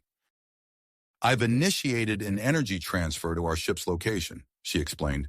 If we can get back there, we should have enough power to launch. The door to the chamber buckled inward, the Guardian's massive form visible through the widening gaps. Time to go, Ryan said, grabbing Daphne's hand. They raced to the far side of the chamber, where a previously hidden doorway had opened. As they passed through, Ryan hit a control panel, sealing the door behind them. The sound of the Guardian's frustrated roar faded as they plunged deeper into the tunnels. The holographic map proved invaluable as they navigated the labyrinthine passages. Daphne called out directions while Ryan led the way, his military training kicking in as he assessed each new area for potential threats. Their progress was impeded by a series of cave-ins, forcing them to find alternate routes or clear debris. During one such obstacle, Ryan grunted in pain as he shifted a large rock, slicing his palm open on a jagged edge. "Let me see," Daphne insisted, taking his hand in hers. She examined the wound, then reached for their dwindling medical supplies. "This is the last of our medicinal plants," she said softly, applying a poultice to the cut. Ryan watched her work, acutely aware of the gentleness of her touch. Their eyes met, and for a moment the danger surrounding them faded away. Daphne's fingers lingered on his hand, and Ryan felt a warmth that had nothing to do with his injury. A distant rumble snapped them back to reality. "We should keep moving," Daphne said, reluctantly releasing his hand. As they pressed on, the tunnels began to slope upward, giving them hope that they were nearing the surface. But their optimism was short-lived as they entered a vast chamber filled with strange, metallic structures. "What is this place?" Ryan wondered aloud. Daphne approached one of the structures, her scientific curiosity piqued. "It looks like some kind of advanced technology left behind by the ancient civilization. This device, I think it's a portable energy converter." Ryan's eyes lit up. "Could it power our ship?" "Possibly," Daphne nodded, "if we can figure out how to activate it." They set to work, examining the device from every angle. Ryan's practical knowledge complemented Daphne's scientific expertise as they puzzled over the alien technology. Finally, after several tense minutes, the converter hummed to life, emitting a soft blue glow. "We did it!" Daphne exclaimed, a triumphant smile spreading across her face. Their celebration was cut short by a high-pitched whine that filled the chamber. Panels slid open in the walls and ceiling, releasing a swarm of small, drone-like robots. "Security system," Ryan growled, grabbing the energy converter. "Run!" They sprinted across the chamber, the swarm of drones in hot pursuit. Ryan and Daphne weaved between the metallic structures, using them as cover from the drone's energy blasts. As they neared the far side of the chamber, Daphne spotted another piece of alien technology. "Ryan, look! That device! It might be our way out." Without breaking stride, Ryan followed her lead. They reached the device just as the drones closed in. Daphne's fingers flew over its surface, activating a sequence of symbols. Suddenly, the gravity in the chamber shifted. Ryan felt his feet leave the ground as he and Daphne were lifted into the air. The drones, unprepared for the change, crashed into each other and the surrounding structures. "A gravity manipulation device," Daphne explained, her voice filled with wonder despite their predicament. "We can use it to our advantage." They pushed off from the device, propelling themselves towards a high tunnel entrance. The changing gravitational fields made their progress unpredictable, but they adapted quickly, using the shifts to evade the regrouping drones. As they entered the new tunnel, the gravity normalized. They landed hard, but the adrenaline coursing through their veins dulled the impact. Ryan helped Daphne to her feet, and they continued their ascent, the sound of pursuing drones echoing behind them. The tunnel began to widen, and a faint light appeared ahead. Hope surged through them as they realized they were nearing the surface. But their relief was short-lived as a violent tremor shook the passageway, more powerful than any they had felt before. "The planet," Daphne gasped, her face pale. "The instability. It's getting worse. If we don't do something, Nix 427 could tear itself apart." Ryan's mind raced, weighing their options. They were so close to escape, but the fate of an entire planet hung in the balance. He looked at Daphne, seeing the same grit in her eyes that he felt. "What do we need to do?" he asked, knowing the answer would change everything. Daphne gripped the gravity manipulation device tightly. "We need to find a way to stabilize the planet's core, and I think I know how we can do it." As if in response to her words, the holographic map flickered to life, revealing a new path, one that led deeper into the heart of Nix 427. Ryan and Daphne shared a look of understanding. Their escape would have to wait. They had a planet to save. With renewed purpose, they turned away from the tantalizing glimpse of the surface and plunged back into the depths of the alien world. The true test of their partnership and the fate of Nix 427 lay ahead in the planet's unstable core.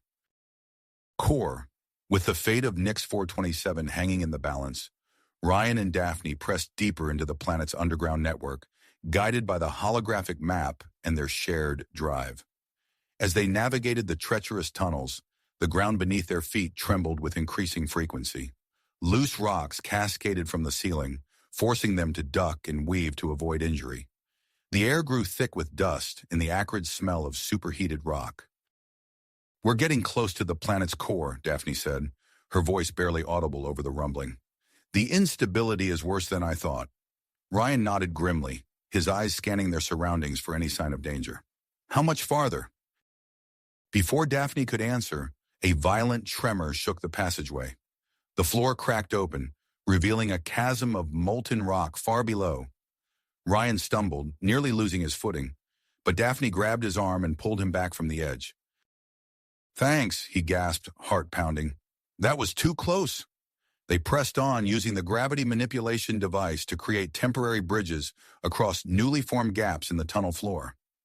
The heat intensified as they descended, sweat pouring down their faces and soaking through their clothing. Finally, they emerged into a vast chamber. At its center, a swirling vortex of energy pulsed and writhed, casting an eerie glow throughout the space. "The planet's core," Daphne breathed, her eyes wide with a mixture of awe and concern. "It's destabilizing rapidly. We need to act fast." Ryan surveyed the chamber, noting the intricate network of ancient machinery surrounding the core. "What's the plan?" Daphne approached one of the consoles, her fingers hovering over the alien controls. "We need to use the gravity manipulation device to create a stabilizing field around the core, but it's going to take more power than we have." Ryan's mind raced, considering their options. His gaze fell on the energy converter they'd salvaged earlier. What if we hook up the converter to these machines? Could that give us the boost we need? A smile flickered across Daphne's face. "It just might work. Let's do it." They set to work, Ryan following Daphne's instructions as they integrated the alien technology with the ancient systems. The chamber shook around them, chunks of rock falling from the ceiling as the planet's instability worsened. As they made the final connections, a deafening roar filled the air.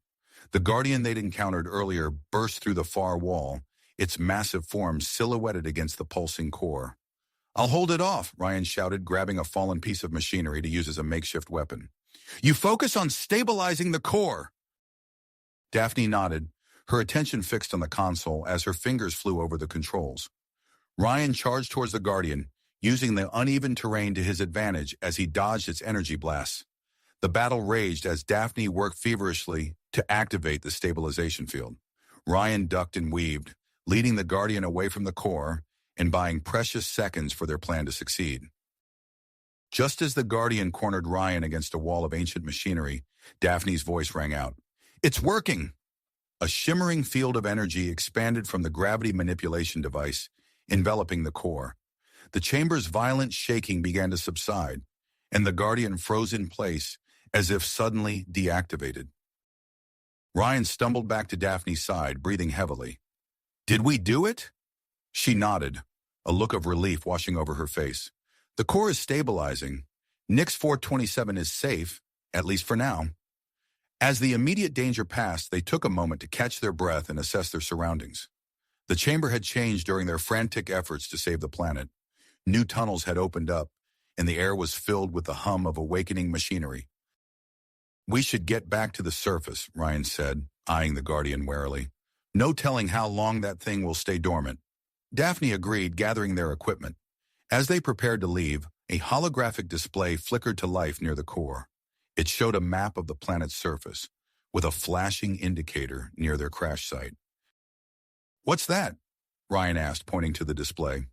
Daphne studied it intently. "It looks like other ships.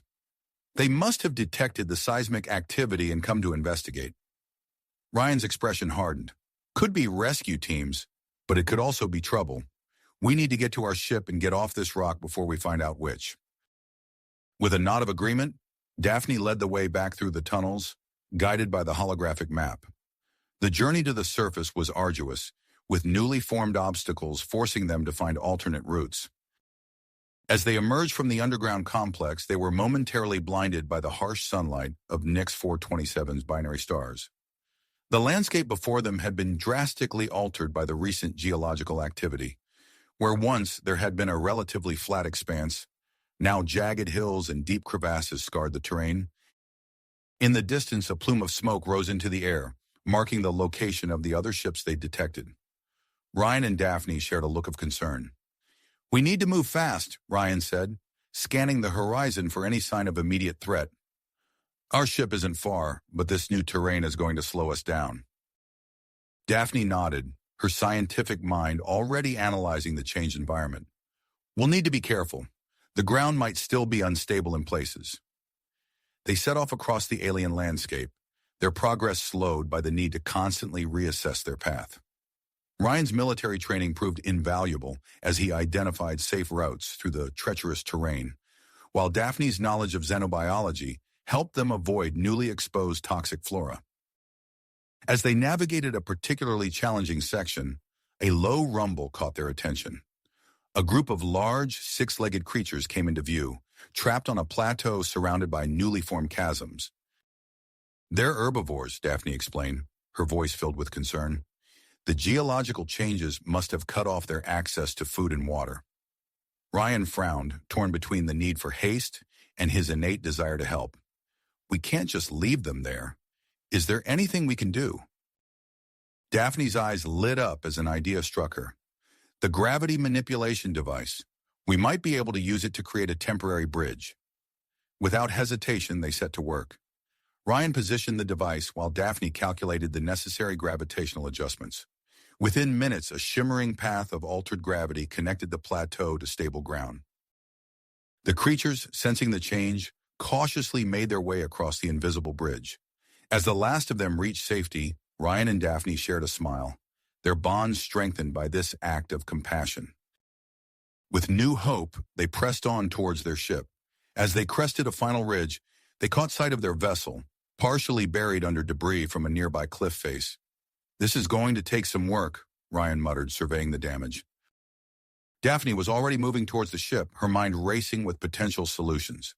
"If we can get to the emergency toolkit, we might be able to use the energy converter to power the excavation equipment." They worked tirelessly, clearing away the rubble and assessing the damage to their ship. As the sun began to set, casting long shadows across the alien landscape, they finally reached the main power core. Daphne's face fell as she examined the charred and twisted components. "It's completely destroyed. There's no way we can repair this." Ryan ran a hand through his hair, frustration evident in his voice. "So we're stuck here? With who knows what coming our way?" But Daphne's expression had shifted from despair to drive. "Not necessarily. I have an idea, but it's risky." She explained her plan to integrate the ancient energy converter into their ship's systems as a replacement power source. Ryan listened intently, his initial skepticism giving way to cautious optimism. "It's crazy," he said finally, "but it just might work. And it's not like we have many other options." As they began the complex process of adapting the alien technology to work with their ship's systems, the sound of approaching vehicles cut through the air. Ryan's head snapped up, his body tensing. "Looks like our time just ran out," he growled, reaching for his weapon. "We need to hurry." The race against time had begun, with the fate of their mission, and possibly the peace between their species, hanging in the balance. As the sun dipped below the horizon, Ryan and Daphne worked feverishly, the approaching danger lending urgency to their every move. Movement. Time seemed to stretch as they worked, the sound of approaching vehicles growing ever louder.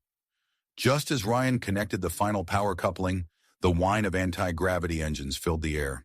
He looked up to see several sleek ships descending from the sky, their designs a mix of human and Gamelon technology. "We're out of time," he said, his voice tight with urgency. "Daphne, how close are we?"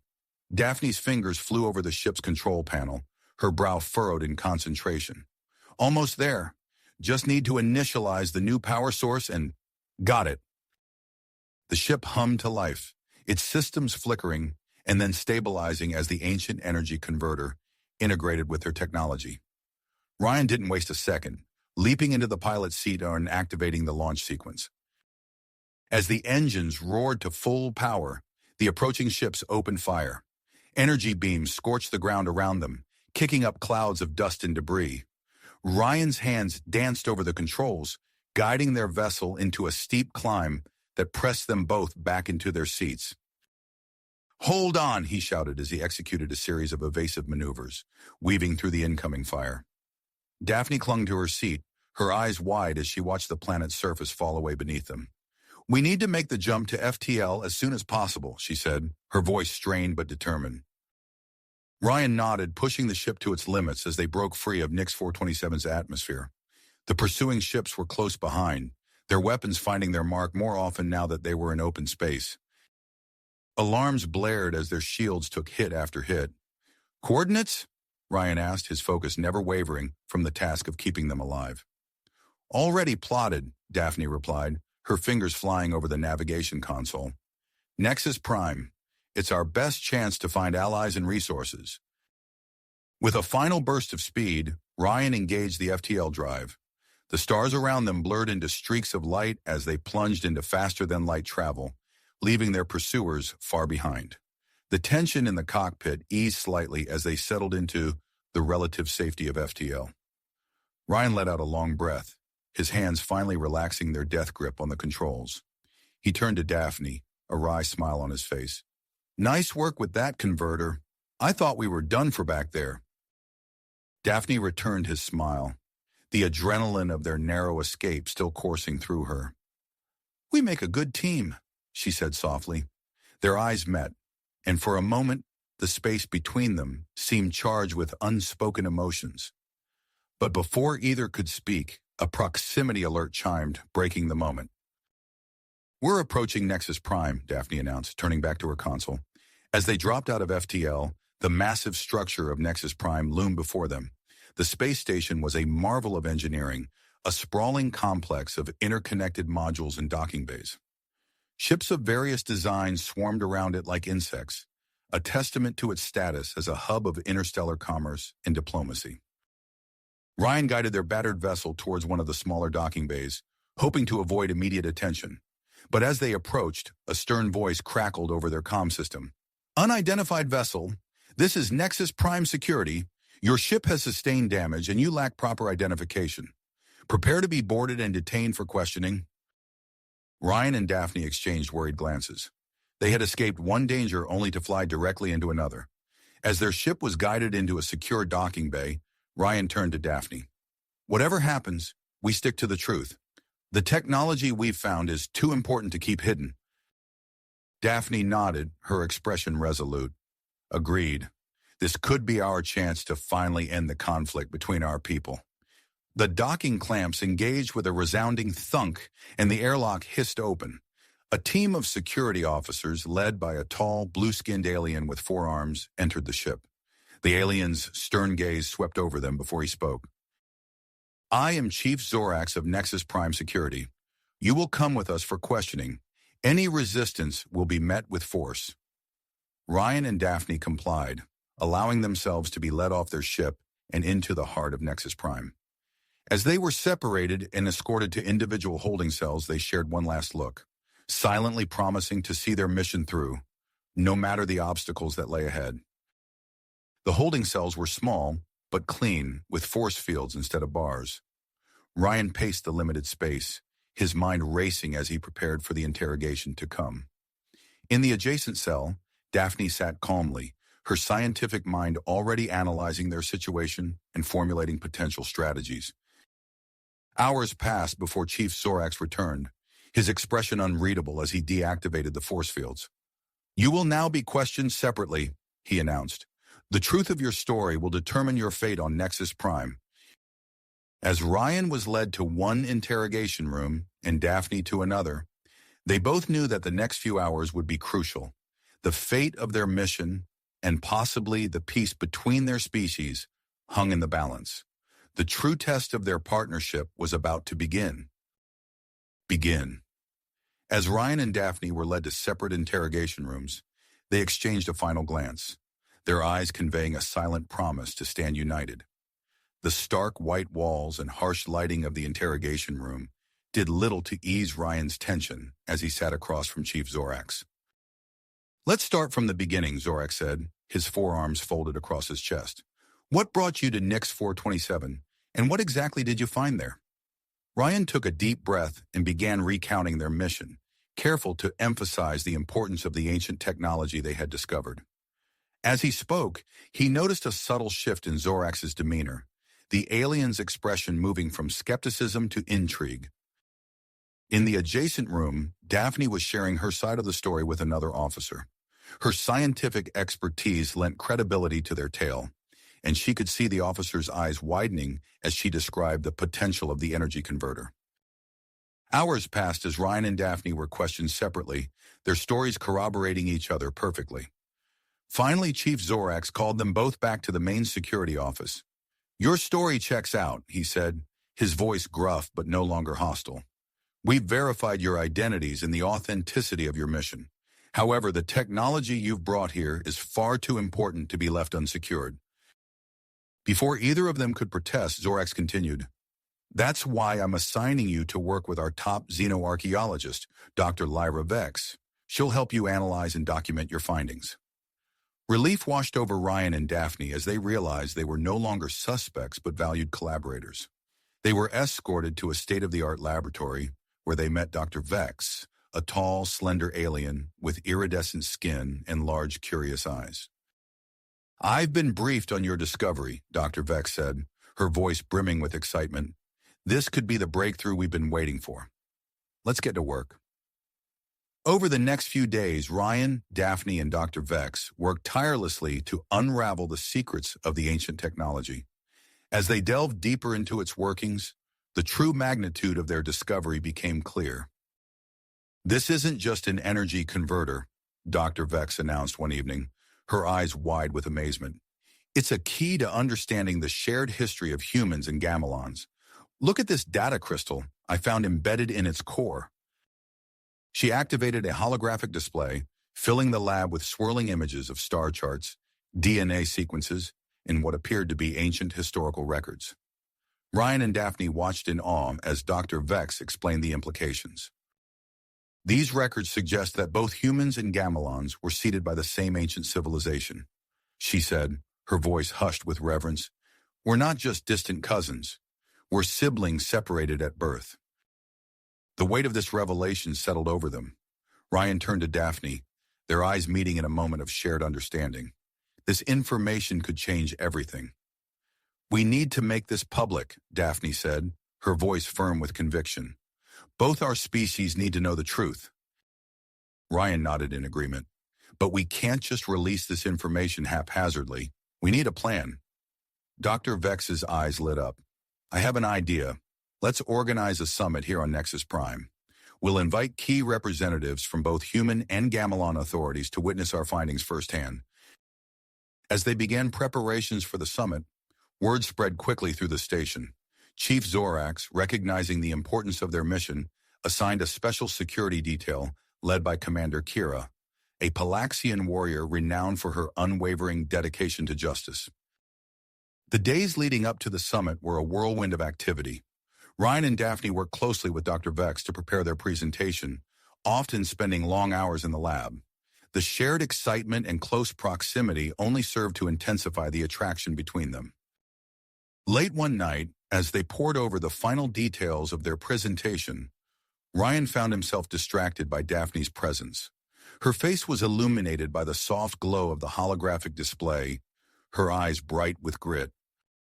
"Daphne," he said softly, causing her to look up from her work. I just wanted to say that I'm glad you're here with me. I couldn't imagine doing this with anyone else."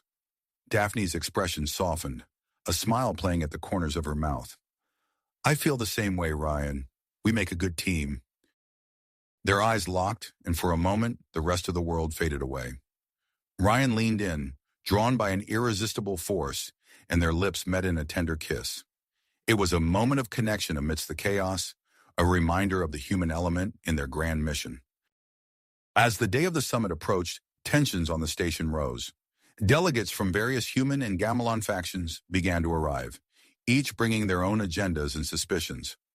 Ryan and Daphne found themselves navigating a complex web of political intrigue, overhearing whispers of potential sabotage attempts.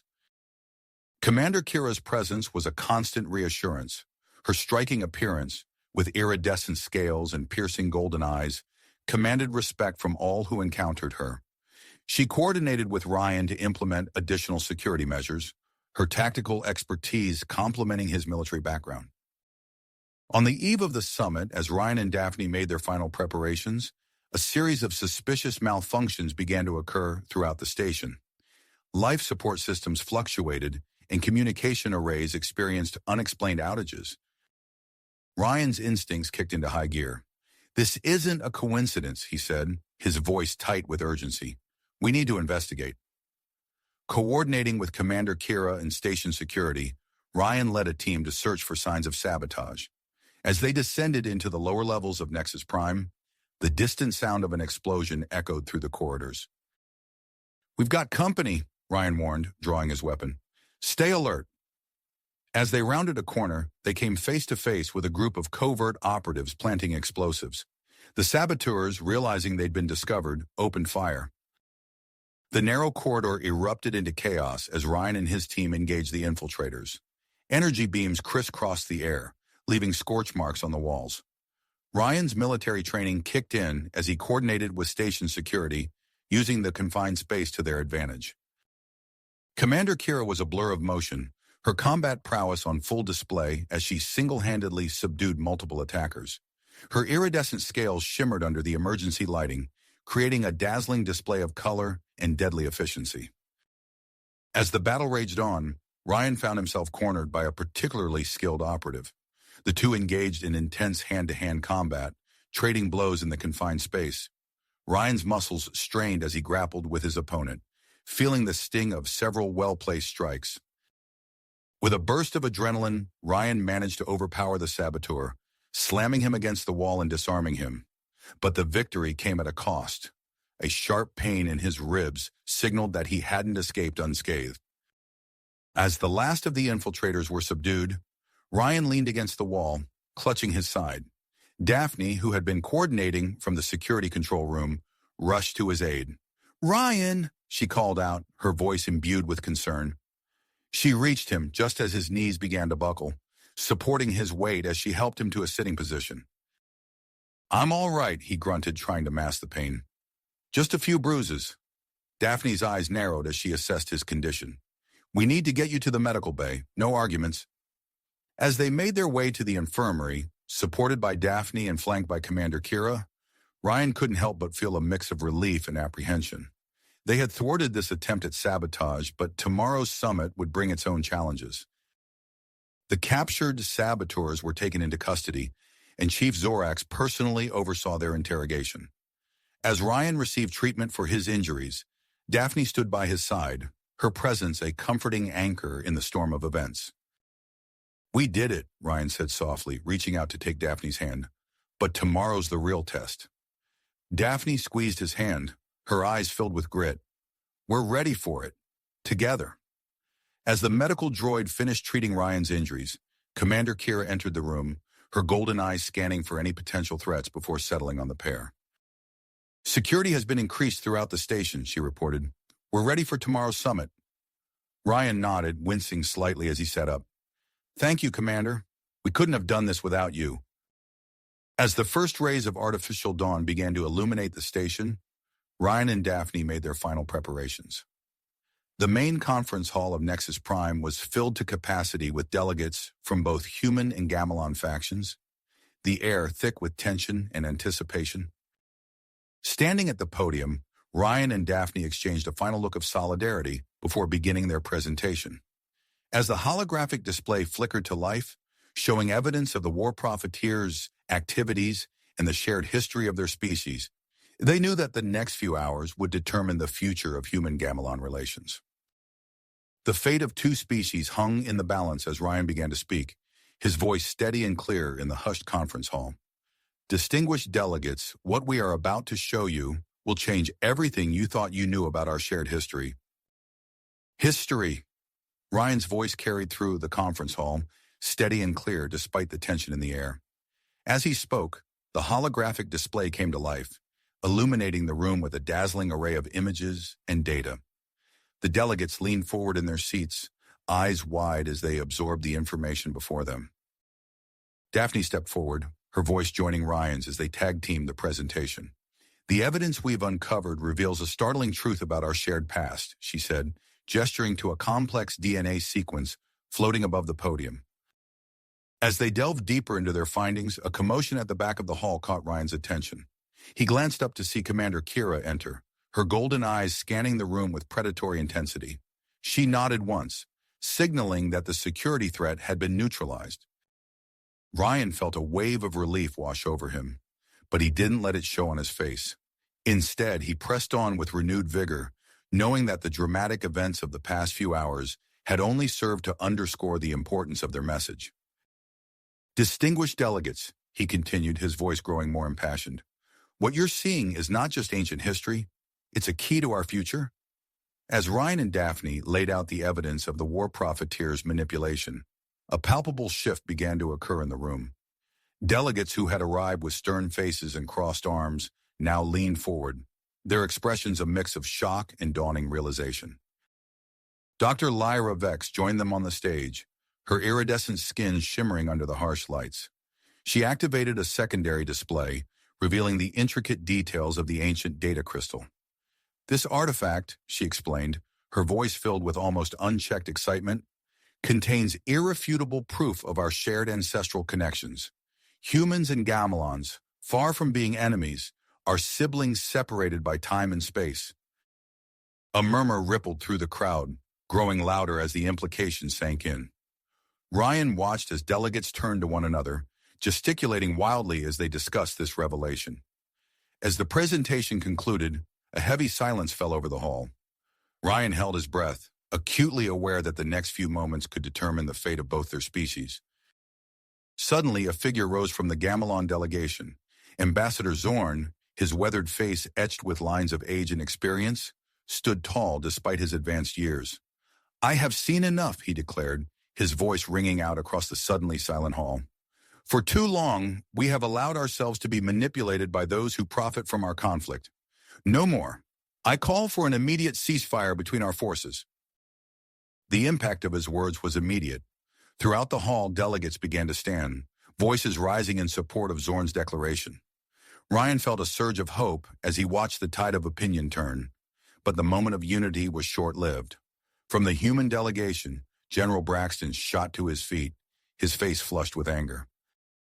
"This is preposterous, Grantu," he shouted, smacking his fist on the table.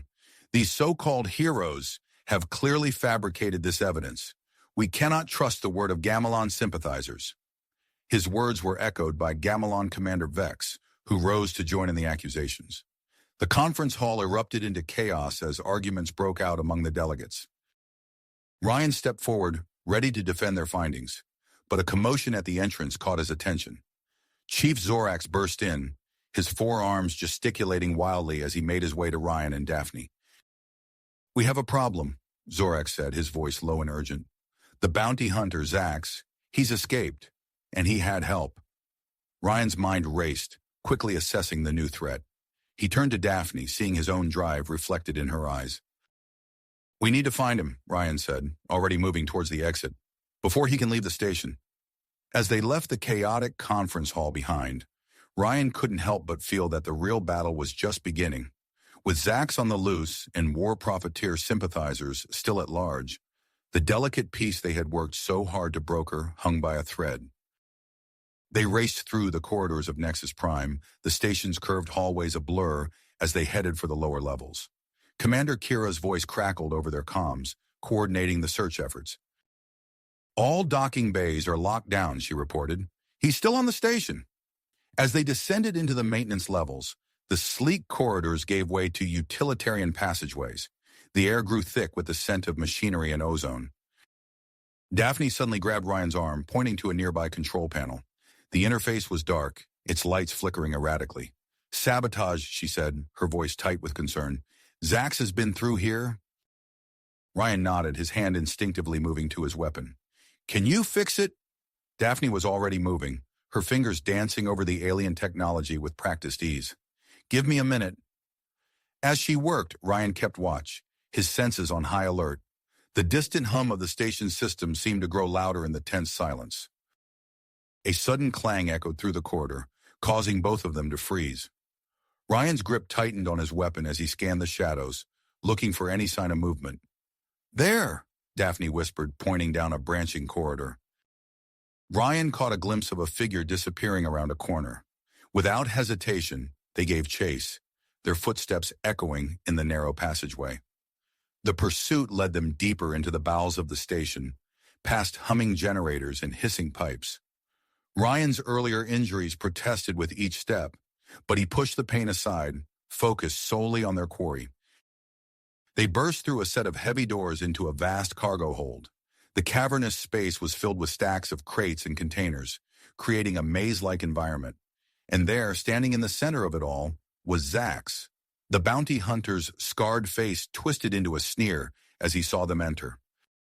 "Well, well," Zax drawled, his hand hovering near his weapon. "Looks like we have some unfinished business." Ryan and Daphne spread out, their eyes never leaving Zax as they took in the situation. The bounty hunter wasn't alone. A small group of figures emerged from behind the crates, their weapons trained on the newcomers. "It's over, Zax," Ryan called out, his voice echoing in the vast space. "There's nowhere left to run." Zax's sneer widened into a cruel grin. "Who said anything about running?" He raised his hand, revealing a small device clutched in his fingers. "I've rigged this entire sector with explosives. One wrong move, and we all get a front-row seat to the vacuum of space." Ryan felt his heart rate spike, but he kept his face impassive. Out of the corner of his eye, he saw Daphne's hand slowly moving towards the gravity manipulation device at her hip. He knew what he had to do. Keep Zax talking, buy Daphne time to act.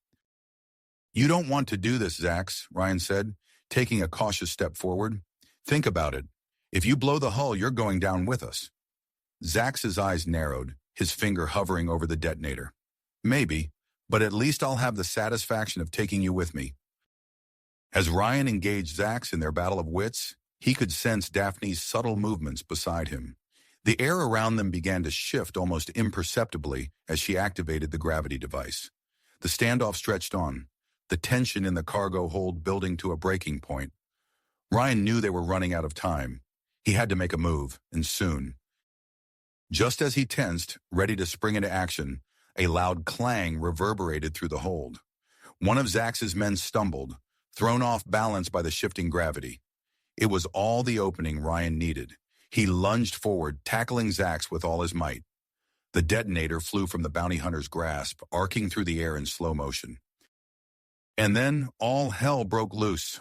Loose! Chaos erupted as the shifting gravity sent bodies and cargo tumbling through the air. Ryan's fingers grasped at Zax's jacket, the two men grappling in midair as they spun towards the far wall. Daphne's voice cut through the mayhem. "Ryan, duck!" He tucked his head just as a cargo container whistled past, missing him by inches. Zax wasn't so lucky. The container clipped his shoulder, sending him spiraling away with a howl of pain. Ryan pushed off the wall, propelling himself towards the fallen detonator. His hand closed around it just as Daphne deactivated the gravity device. Everyone crashed to the floor in a jumble of limbs and curses. "It's over, Zax," Ryan said, standing over the prone bounty hunter. "For real this time." Commander Kira burst into the cargo hold with a squad of security officers, quickly securing Zax and his accomplices. As the adrenaline faded, Ryan felt the full weight of exhaustion settling over him. He turned to Daphne, a weary smile on his face. "Nice work with the gravity," he said. She nodded, her eyes bright despite her fatigue. "We make a good team." As they made their way back to the conference hall, Ryan couldn't shake the feeling that their ordeal was nowhere near the end. The delegates would be waiting, and the future of human-Gamelon relations still hung in the balance. The doors to the conference hall slid open, and a wave of noise washed over them. The delegates were in an uproar, their voices echoing off the high ceiling. As Ryan and Daphne entered, all eyes turned to them, the room falling into an expectant hush. Ambassador Zorn, his weathered face etched with lines of concern, stepped forward. "I trust the threat has been neutralized?" Ryan nodded. "Zax is in custody. The station is secure." A collective sigh of relief rippled through the assembly. Ambassador Zorn raised his hands, calling for attention. In light of recent events, he began, his voice carrying across the hall, I propose the formation of a joint human-Gamelan task force to investigate and dismantle the remaining war profiteer networks. The proposal sent a fresh wave of murmurs through the crowd. Zorn continued, furthermore, I nominate Ryan and Daphne to lead this task force. They have proven their ability to work together and have first-hand experience with the conspiracy. Before anyone could respond, General Braxton shot to his feet, his face flushed with anger. This is outrageous. Ryan should be court-martialed for treason, not put in charge of a task force. His outburst sparked an immediate reaction. Human delegates began arguing amongst themselves, some supporting Braxton's call for punishment, others defending Ryan's actions. On the Gamelan side, Commander Vex seized the opportunity to attack. And what of Daphne? He snarled. She has betrayed her own kind by collaborating with a human. I demand her immediate arrest and interrogation. The conference hall erupted into chaos. Delegates shouted over one another, factions forming and dissolving in real time.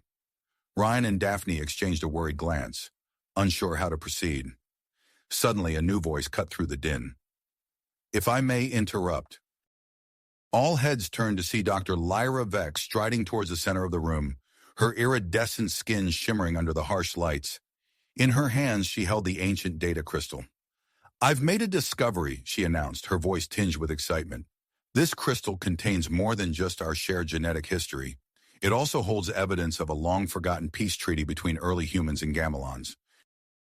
Her words had an immediate effect. The arguing delegates fell silent, their attention fixed on the glowing crystal in Dr. Vex's hands. Seizing the moment, Ryan stepped forward. Distinguished delegates, he began, his voice steady despite his fatigue.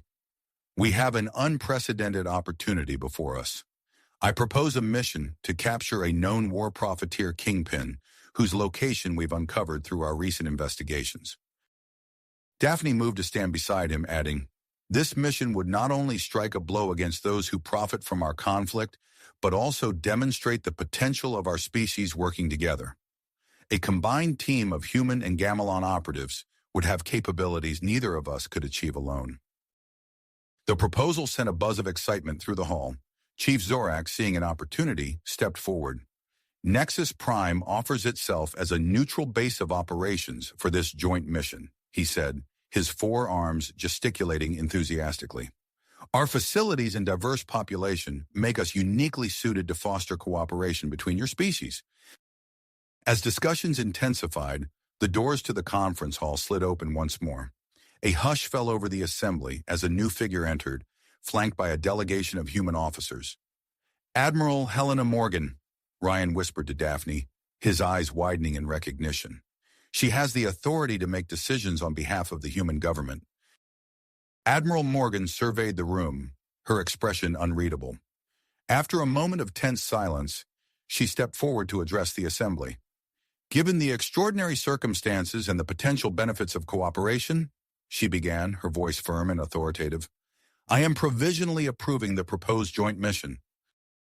A collective intake of breath swept through the hall.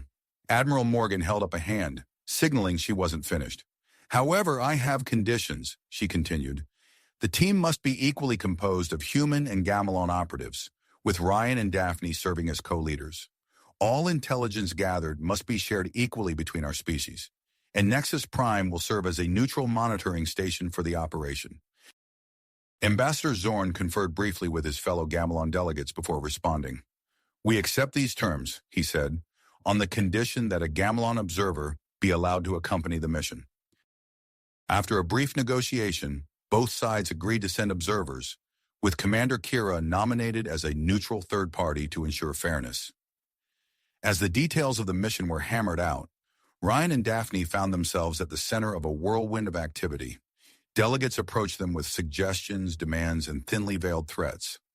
Through it all, they stood shoulder to shoulder, a united front in the face of the challenges ahead.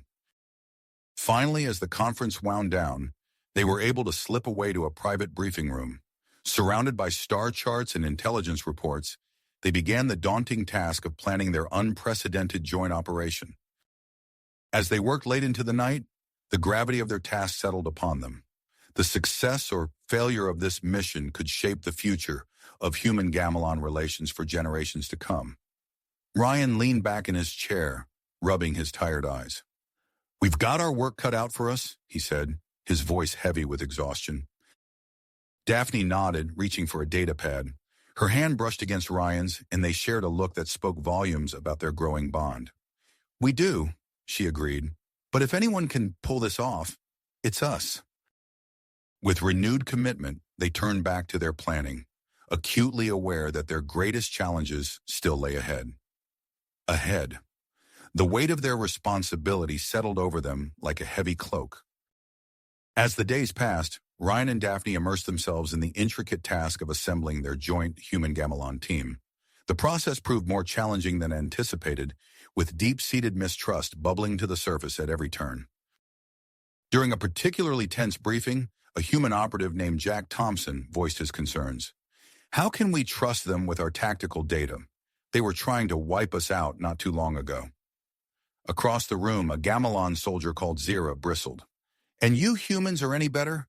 We've seen the devastation your weapons can cause." The room erupted into a cacophony of accusations and rebuttals. Ryan exchanged a worried glance with Daphne before stepping forward to address the group. "Enough," he said, his voice cutting through the noise. "This is exactly the kind of division our enemies want. We need to move past our history if we're going to succeed." Daphne nodded, moving to stand beside him. "We're not asking you to forget," she added, "but we are asking you to focus on the future we can build together." Their words did little to quell the underlying tension. It was clear that more drastic measures were needed to forge their disparate group into a cohesive unit. Later that evening, as they pored over personnel files in their makeshift office, Daphne leaned back in her chair with a sigh. "We need to show them, not tell them," she said, her eyes gleaming with an idea. Ryan looked up, intrigued. "What do you have in mind?" The next day, the team gathered in a vast, empty cargo bay on Nexus Prime. Ryan and Daphne had worked through the night, transforming the space into a complex obstacle course that would put their operatives' skills to the test. "Welcome to your new training ground," Ryan announced, gesturing to the towering structures and simulated terrain around them. "You'll be working in mixed pairs to navigate this course. Your objective is simple: reach the other side together." Murmurs of discontent rippled through the group, but before anyone could object, Daphne activated a holoscreen. "The course is designed to highlight our complementary strengths," she explained. "Neither species can complete it alone." As the teams were assigned, Jack found himself paired with Zira. The human's face twisted in a scowl, while the Gamelon's upper lip curled in disgust. "Begin," Ryan called out, and the bay erupted into a flurry of activity. Jack and Zira's progress through the course was rocky at first. They stumbled through the initial obstacles, each trying to take the lead and ignore their partner. But as they encountered increasingly complex challenges, they began to realize the truth in Daphne's words. A narrow ledge required Jack's agility and balance to traverse, while a subsequent heavy barrier could only be moved by Zira's superior strength. They found themselves begrudgingly relying on each other, calling out warnings and offering assistance. As they approached the final obstacle, a maze-like structure filled with sensors, Jack paused. "Wait," he said, turning to Zira. "Your sensory perception is better than mine. You should take point here." Zira blinked in surprise, then nodded. With her enhanced senses guiding them, they navigated the maze swiftly and emerged on the other side, the first team to complete the course. As they caught their breath, Jack and Zira looked at each other with newfound respect. Around them, other teams were starting to display similar signs of cooperation, the barriers between species slowly eroding in the face of shared challenges. Over the next weeks, Ryan and Daphne continued to push their team with increasingly complex exercises. They watched with growing satisfaction as humans and Gamelons began to integrate their unique abilities, forming a unit greater than the sum of its parts. However, their leadership was constantly put to the test. Disputes arose over everything from tactical decisions to mess hall menus. Ryan and Daphne found themselves playing the roles of mediators, strategists, and counselors in equal measure. One evening, after a particularly grueling day of training and negotiations, they retreated to their office to review the latest intelligence reports. The ancient data crystal had yielded a wealth of information, pointing to a pattern of coded transmissions originating from a remote planet designated XJ17. "This has to be it," Ryan said, his finger tracing the trajectory on a star map. "The architect's base of operations?" Daphne leaned in closer, her shoulder brushing against his as she studied the map. "It's in neutral space," she observed. "Clever. Neither of our governments can claim jurisdiction there." Ryan nodded, acutely aware of her proximity. The long hours they'd spent together had only intensified the connection between them. He turned to face her, their eyes meeting in the dim light of the office. For a moment, the weight of their responsibility seemed to fade away. Ryan found himself drawn towards her, his hand moving to cup her cheek. Daphne leaned in, her lips parting slightly. Their kiss was electric, months of pent-up tension and growing affection pouring out in a single, passionate moment. But as quickly as it began, reality came crashing back. They pulled apart, both breathing heavily. "We can't," Daphne whispered, her voice tinged with regret. "The mission—" "I know," Ryan replied, running a hand through his hair. "I'm sorry, I shouldn't have." A loud alarm cut through the air, interrupting their moment of awkwardness. Red emergency lights began flashing throughout the station. They sprinted from the office, all thoughts of their kiss pushed aside by the sudden crisis. As they reached the main concourse, they found chaos erupting around them. Nexus Prime's security forces were engaged in a firefight with a group of masked intruders. "Terran Purity Front," one of their human operatives shouted, taking cover behind a fallen pillar. "They're trying to sabotage the main power core." Ryan and Daphne exchanged a quick glance, their earlier awkwardness forgotten in the face of immediate danger. Without a word, they sprang into action, signaling for their team to fall in behind them. As they fought their way towards the power core, Ryan couldn't help but marvel at how seamlessly their mixed unit worked together. Humans and Gamelons covered each other's blind spots, their unique abilities amplifying the team's overall effectiveness. They reached the power core just as the intruders were attempting to overload it. A fierce battle ensued, with Ryan and Daphne coordinating their team's efforts with practiced ease. In the heat of the fight, Jack found himself pinned down by enemy fire. Without hesitation, Zira charged forward, using her enhanced strength to overturn a heavy console for cover. Together, they managed to flank and subdue the attackers. As the last of the Terran Purity Front members were secured, Ryan and Daphne stood side by side, surveying the aftermath. Their team had performed brilliantly, working as a single, cohesive unit despite their differences. "We did it," Daphne said, a note of wonder in her voice. Ryan nodded, allowing himself a small smile. "We did, but something tells me this is just the beginning." As the cleanup began and the station's security forces took control of the situation, Ryan and Daphne knew their real challenge still lay ahead. The mission to capture the architect loomed on the horizon, promising even greater dangers and higher stakes. With their team finally united and their destination identified, preparations for the mission intensified. The next phase of their journey was about to begin, and the fate of human-Gamelon relations hung in the balance. Balance. As the ship emerged from faster-than-light travel near XJ17, Ryan and Daphne stood side by side on the bridge, their earlier tension momentarily forgotten in the face of their looming mission. The planet's barren surface loomed before them, a stark contrast to the vastness of space. "Long-range scanners detecting an anomaly," reported Sarah Morgan, their skilled human pilot. Her fingers danced across the control panel as she maneuvered the stealth ship closer to the planet. "There's an energy signature we didn't account for in our intel." Ryan leaned forward, studying the readouts. "Advanced shielding technology," he muttered, exchanging a glance with Daphne. "This complicates things."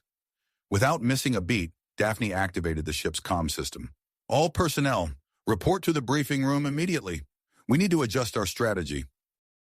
Minutes later, the joint human-Gamelon strike force gathered around a holographic display of the planet.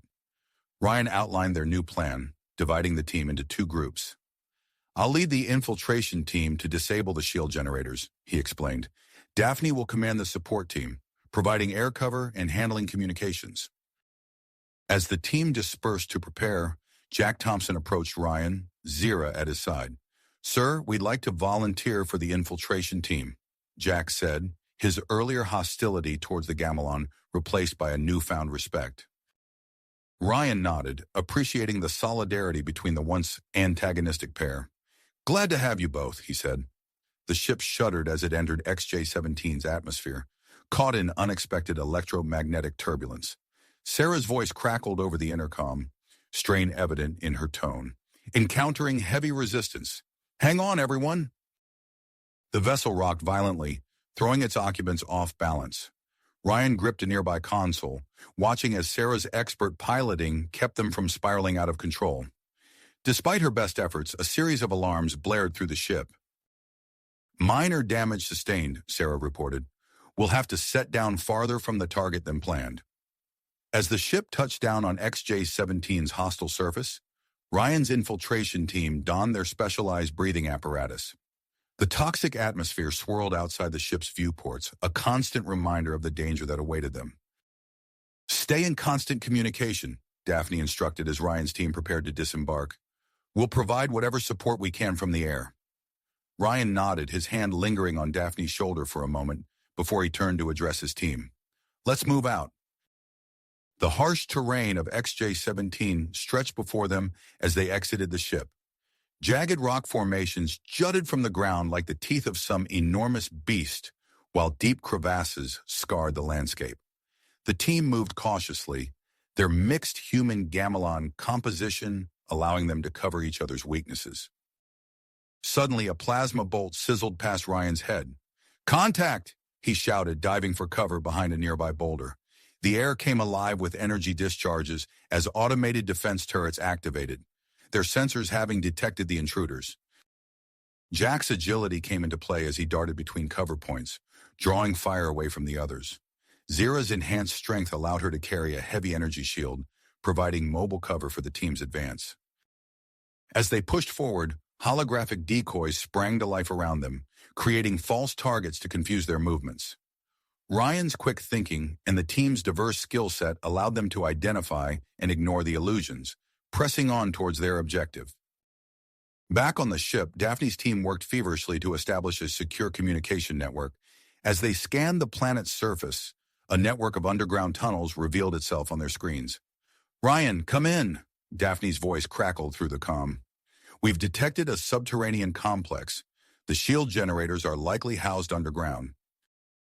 Ryan acknowledged the information, adjusting their course towards a camouflaged entrance they'd spotted in the distance. As they approached, movement caught his eye. "Hostiles incoming!" he warned, just as a group of mercenaries emerged from hiding. The ensuing firefight was intense, with both sides using the rocky terrain for cover. Jack's nimble movements allowed him to outflank several opponents, while Zira's strength let her wield a massive energy cannon with ease. Ryan coordinated their efforts, his tactical mind finding ways to use their unique abilities in concert. As the last mercenary fell, Ryan approached the lone survivor. "The facility layout," he demanded. "Tell us what you know." With the extracted information, the team entered the underground complex. They moved swiftly through winding corridors, disabling security systems as they went. Each new obstacle required a creative solution, from Jack's dexterity in navigating laser grids to Zira's strength in forcing open sealed doors. Daphne's voice cut through their focus. "Multiple ships entering the atmosphere," she reported. "Signatures match known war profiteer factions. Our window is closing fast." Ryan's team doubled their pace, racing against time and the approaching reinforcements. They fought through increasingly sophisticated defenses, their teamwork growing stronger with each challenge overcome. As they neared the central chamber housing the shield generators, Ryan couldn't help but feel a sense of pride in how far they'd come. The humans and Gamelons moved as one unit, their former animosities forgotten in the heat of battle. The doors to the central chamber slid open, revealing their final obstacle. The architect's personal guard, clad in advanced combat suits that seamlessly blended human and Gamelon technology. "Take them down!" Ryan shouted, charging forward into what promised to be their toughest fight yet. Ryan's team engaged the architect's personal guard, their advanced combat suits presenting a formidable challenge. The chamber erupted in a symphony of energy weapon discharges and the clash of close-quarters combat. Jack utilized his agility to outmaneuver two guards, sliding beneath their synchronized attacks and disabling their suit systems with precise strikes. Zira's raw strength proved invaluable as she grappled with a particularly large opponent, using leverage to flip him onto a control console, shorting out his suit's power supply. Ryan coordinated the assault, calling out patterns and weaknesses he observed in the enemy's defenses. Jack, on your left. Zira, watch for the plasma discharge. As the last guard fell, Ryan approached the central control station where a figure stood, hands raised in surrender. The team's weapons trained on the individual as Ryan reached forward and removed their helmet. A collective gasp echoed through the chamber. The face that greeted them was unmistakable. Admiral Xander Voss, a high-ranking human military official long thought dead. It can't be, Jack whispered, his weapon lowering slightly in shock. Before anyone could react further, a blaring alarm cut through the air, accompanied by a computerized voice. Self-destruct sequence initiated. All personnel evacuate immediately. Ryan snapped back to action. We'll sort this out later. Grab him and move. Zira hoisted the unconscious admiral over her shoulder as the team sprinted from the chamber. The facility around them began to crumble, support beams groaning under the stress of imminent collapse. They navigated through a maze of corridors, bypassing malfunctioning security systems and dodging falling debris. Ryan's quick thinking and the team's diverse abilities allowed them to overcome each obstacle they encountered. This way, Ryan shouted, consulting a schematic they'd extracted from the facility's database. There should be a hangar bay ahead. As they rounded a corner, they found themselves in a large chamber housing several sleek escape pods. Ryan quickly assessed the situation. 2 pods, that's all we need. Jack, Zira, take one. I'll secure the Admiral in the other. The team worked swiftly to prep the pods for launch. As they climbed aboard, Ryan's comm crackled to life with Daphne's voice. Ryan, we've got incoming. Multiple war profiteer ships entering the atmosphere. Whatever you're doing down there, do it fast. Acknowledge, Ryan responded, sealing his pod's hatch. We're coming out hot. Be ready for extraction. The hangar bay doors opened, revealing a network of underground tunnels. The escape pods rocketed forward, their engines straining as they outpaced the cascading explosions behind them. Ryan gritted his teeth, hands tight on the controls as he navigated the treacherous passageways. In the pod beside him, Jack and Zira worked in tandem, their earlier animosity forgotten in the face of survival. The pods burst from the tunnel exit, erupting into the planet's toxic atmosphere amidst a chaotic aerial battle. Daphne's stealth ship weaved through a barrage of enemy fire, its advanced weapon systems engaging multiple war profiteer vessels simultaneously. Glad you could join us. Daphne's strained voice came through the comm. Think you can make it to these coordinates for pickup? Ryan's response was cut short as energy blasts from the enemy ships streaked past his pod. Negative. We're under heavy fire. Jack's voice crackled through the channel. We'll draw their attention. You get the Admiral to the ship. Ryan watched as Jack and Zira's pod executed a series of daring maneuvers, drawing enemy fire away from him. He seized the opportunity, pushing his pod's engines to their limit as he made a beeline for Daphne's ship. The stealth ship's docking bay opened, a welcome sight amidst the chaos. As Ryan's pod approached, a lucky shot from a war profiteer ship clipped its propulsion system. Alarms blared as the pod began to lose altitude rapidly. I'm losing control, Ryan shouted into the comm. Can't make it to the bay. Daphne's voice came back, calm despite the dire situation. Sarah, take us down. We're doing this the hard way. The stealth ship dove towards the planet's surface, matching velocity with Ryan's falling pod. Through the viewport, Ryan could see the ship's docking bay open wider, the gap between them narrowing with each passing second. In a feat of exceptional piloting, Sarah maneuvered the stealth ship beneath the pod, aligning their trajectories perfectly. With a bone-jarring impact, Ryan's pod crashed into the docking bay, skidding across the deck before coming to a stop against the far wall. As Ryan stumbled out of the battered pod, Daphne's voice rang out over the ship's intercom. Hang on to something. We're going vertical. The ship lurched upward, its engines straining against XJ-17's gravity. Ryan secured the still unconscious Admiral Voss as the vessel broke through the planet's turbulent atmosphere, the pursuing war profiteer ships hot on their tail. FTL drives damaged, Sarah reported from the cockpit. We can't jump out of the system. Daphne's mind raced, formulating a plan. Plot a course through the moon's orbital paths. We'll use their gravity to slingshot us and buy some time for repairs. As the ship weaved through the complex dance of XJ-17's moons, Ryan made his way to the command center.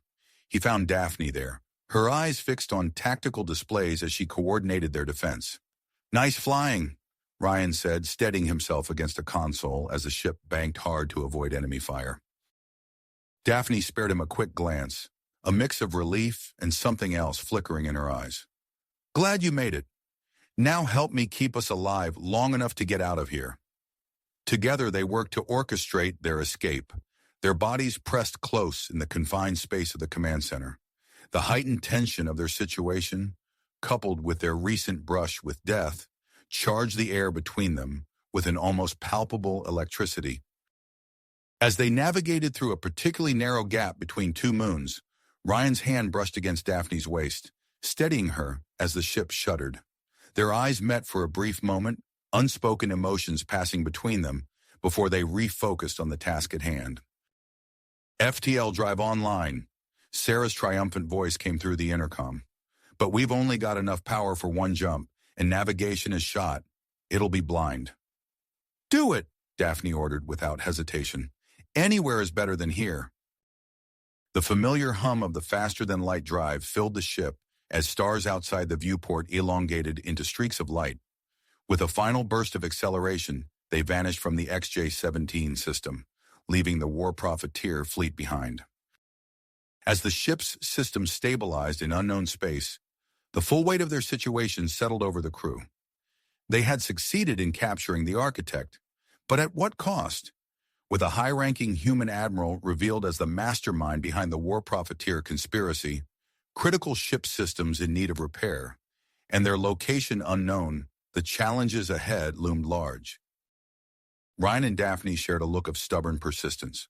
Their mission was just the beginning, and the true test of their joint human gamelan operation was just beginning. Their eyes met, a shared understanding passing between them. The true test of their joint human gamelan operation was indeed just beginning, but they had no time to dwell on it. As the stealth ship hurtled through unknown space, the crew sprang into action. Ryan's voice cut through the tension. Status report. Sarah's fingers flew across the navigation console. FTL drives offline. We're running on auxiliary power. Nav systems are struggling to get a fix on our location. Damage control teams, report to your stations, Daphne ordered, her voice steady despite the chaos. We need those critical systems back online yesterday. Ryan nodded, already moving towards the makeshift brig they'd prepared for their high-profile prisoner. I'll handle the Admiral. Daphne, coordinate repairs and tend to the wounded. As Ryan left, Daphne turned to Dr. Lyra Vex, who had insisted on joining the mission as a scientific advisor. Doctor, we could use your expertise. Some of our team took hits during the escape. Lyra nodded, her gamelan features set in grit. I'll set up a triage area. We'll use a combination of our techniques. It should prove most effective. While Daphne and Lyra worked to treat the injured, Ryan approached the secured room where Admiral Xander Voss lay unconscious. Jack and Zyra flanked him, their earlier animosity forgotten in the face of their shared ordeal. Let's wake him up, Ryan said, his voice low. We need answers. As they entered the room, Voss stirred, his eyes fluttering open. Recognition dawned on his face, followed quickly by resignation. So the great Admiral Voss, hero of the Centauri campaign, turns out to be the architect, Ryan said, his tone bitter. Why? Why betray everything you stood for? Voss remained silent, his eyes darting between his captors. Ryan leaned in closer, his voice dropping to a whisper. We have the data from XJ-17. It's only a matter of time before we unravel your entire network. Make it easier on yourself. A flicker of fear crossed Voss's face, but he quickly masked it. "You have no idea what you're dealing with, Captain," he spat. "This goes deeper than you can imagine." Before Ryan could press further, his comm unit crackled to life. "Ryan, we need you on the bridge," Daphne's voice came through, tense and urgent. Leaving Jack and Zira to guard Voss, Ryan hurried back to the command center. He found Daphne hunched over a console with Sarah, their faces illuminated by the glow of holographic displays. "What's the situation?" Ryan asked, moving to join them. Sarah looked up, her expression a mix of excitement and apprehension. "We've detected multiple ships approaching our position, unable to determine if they're friendly or hostile." Ryan's mind raced through their options. With their systems damaged and their location unknown, they were in no condition for a prolonged engagement. "Battle stations," he ordered. "Prepare for potential hostile contact." As the crew scrambled to their positions, Ryan felt a hand on his arm. He turned to find Daphne looking at him, her eyes filled with an intensity that made his breath catch. "Ryan," she said softly, "whatever happens, Her words were cut off by a sudden burst of static from the comm system. A familiar voice filled the bridge, causing everyone to freeze in disbelief. "Unidentified vessel, this is Admiral Helena Morgan of the Joint Human-Gamelon Task Force. Please respond." Relief washed over the crew, but Ryan and Daphne exchanged a wary glance. The arrival of high-ranking officials complicated their situation, especially with the sensitive information they'd uncovered. "Admiral Morgan, this is Captain Ryan Caldwell," Ryan responded, keeping his voice steady. "We're glad to see you." As the task force's ships came into view, Ryan turned to Daphne. "We need to talk, in private." They retreated to Ryan's quarters, the small space amplifying the tension between them. Ryan paced, running a hand through his hair. "We can't tell them everything, not with what we found about potential moles in both leaderships." Daphne nodded, her proximity in the confined space sending a jolt through Ryan's body. "Agreed. We need to be selective about what we share." Their eyes met, and suddenly the air seemed to crackle with electricity. Without thinking, Ryan reached out, pulling Daphne close. Their lips met in a passionate kiss, years of unspoken feelings pouring out in a single moment. They broke apart, breathing heavily. "We can't," Daphne whispered, even as her body leaned into his. "Not now. The mission—" "I know," Ryan said, stepping back with visible effort. "But when this is over—" A knock at the door interrupted them. "Captain, we're ready to dock with the command vessel," Jack's voice called out. Reality crashed back in. They had a job to do, secrets to keep, and a war profiteer network to dismantle. As they prepared to face Admiral Morgan and Ambassador Zorn, Ryan and Daphne shared one last look, silently acknowledging the challenges ahead and the bond that now tied them together. The airlock hissed open, revealing the gleaming interior of the task force's command ship. Ryan stepped forward, Daphne at his side, their team following close behind. They carried with them not just the weight of their recent ordeal, but the fate of two species and the key to unraveling a conspiracy that threatened them all. As they walked towards the waiting officials, Ryan's mind raced. How much could they safely reveal? Who could they truly trust? And how would they navigate the complex web of politics, personal relationships, and hidden agendas that now surrounded them? One thing was certain. Their mission was just the beginning. In fact, it had only just begun. Begun. Their eyes locked, a shared understanding passing between them. The challenges ahead were daunting, but there was no time to dwell on them. As they stepped onto the command vessel of the Joint Human-Gamelon Task Force, Ryan felt a mix of relief and apprehension. The familiar sterile corridors and efficient bustle of crew members were a stark contrast to the chaos they just escaped. A stern-faced officer approached them, his posture rigid. "Captain Caldwell, Commander Daphne, if you'll follow me. Admiral Morgan and Ambassador Zorn are waiting." The team was promptly escorted to a high-security briefing room. As the doors slid open, Ryan's eyes immediately locked onto the imposing figure of Admiral Helena Morgan. Her intense look swept over them, assessing. "Report, Captain," she commanded, her voice crisp and authoritative. Ryan stepped forward, exchanging a quick glance with Daphne. They had agreed on a carefully curated version of events, omitting any mention of potential moles within their ranks. Admiral, we successfully infiltrated the XJ-17 facility and secured critical intelligence on the War Profiteer network, Ryan began, his voice steady. We also captured a high-ranking member of their organization. Ambassador Zorn, a tall gamelan with deep blue skin, leaned forward. And who might this high-ranking member be? Before Ryan could respond, alarms blared throughout the command vessel. Red lights flashed, bathing the room in an eerie glow. Admiral Morgan's hand flew to her communicator.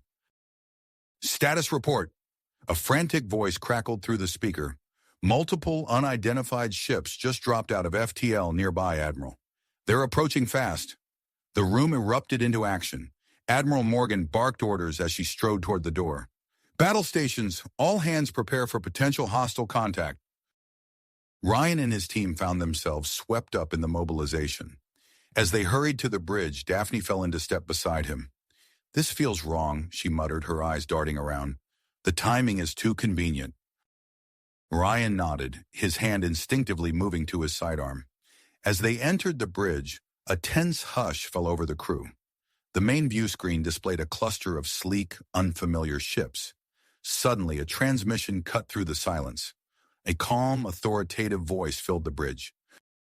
This is Captain Alara Vex of the Independent Systems Coalition. We come in peace and request permission to dock and discuss terms for a ceasefire. Ambassador Zorn's head snapped up, his eyes wide with disbelief. Ilara? It can't be. Admiral Morgan turned to him, her brow furrowed. You know this person, Ambassador? Zorn's voice was barely above a whisper.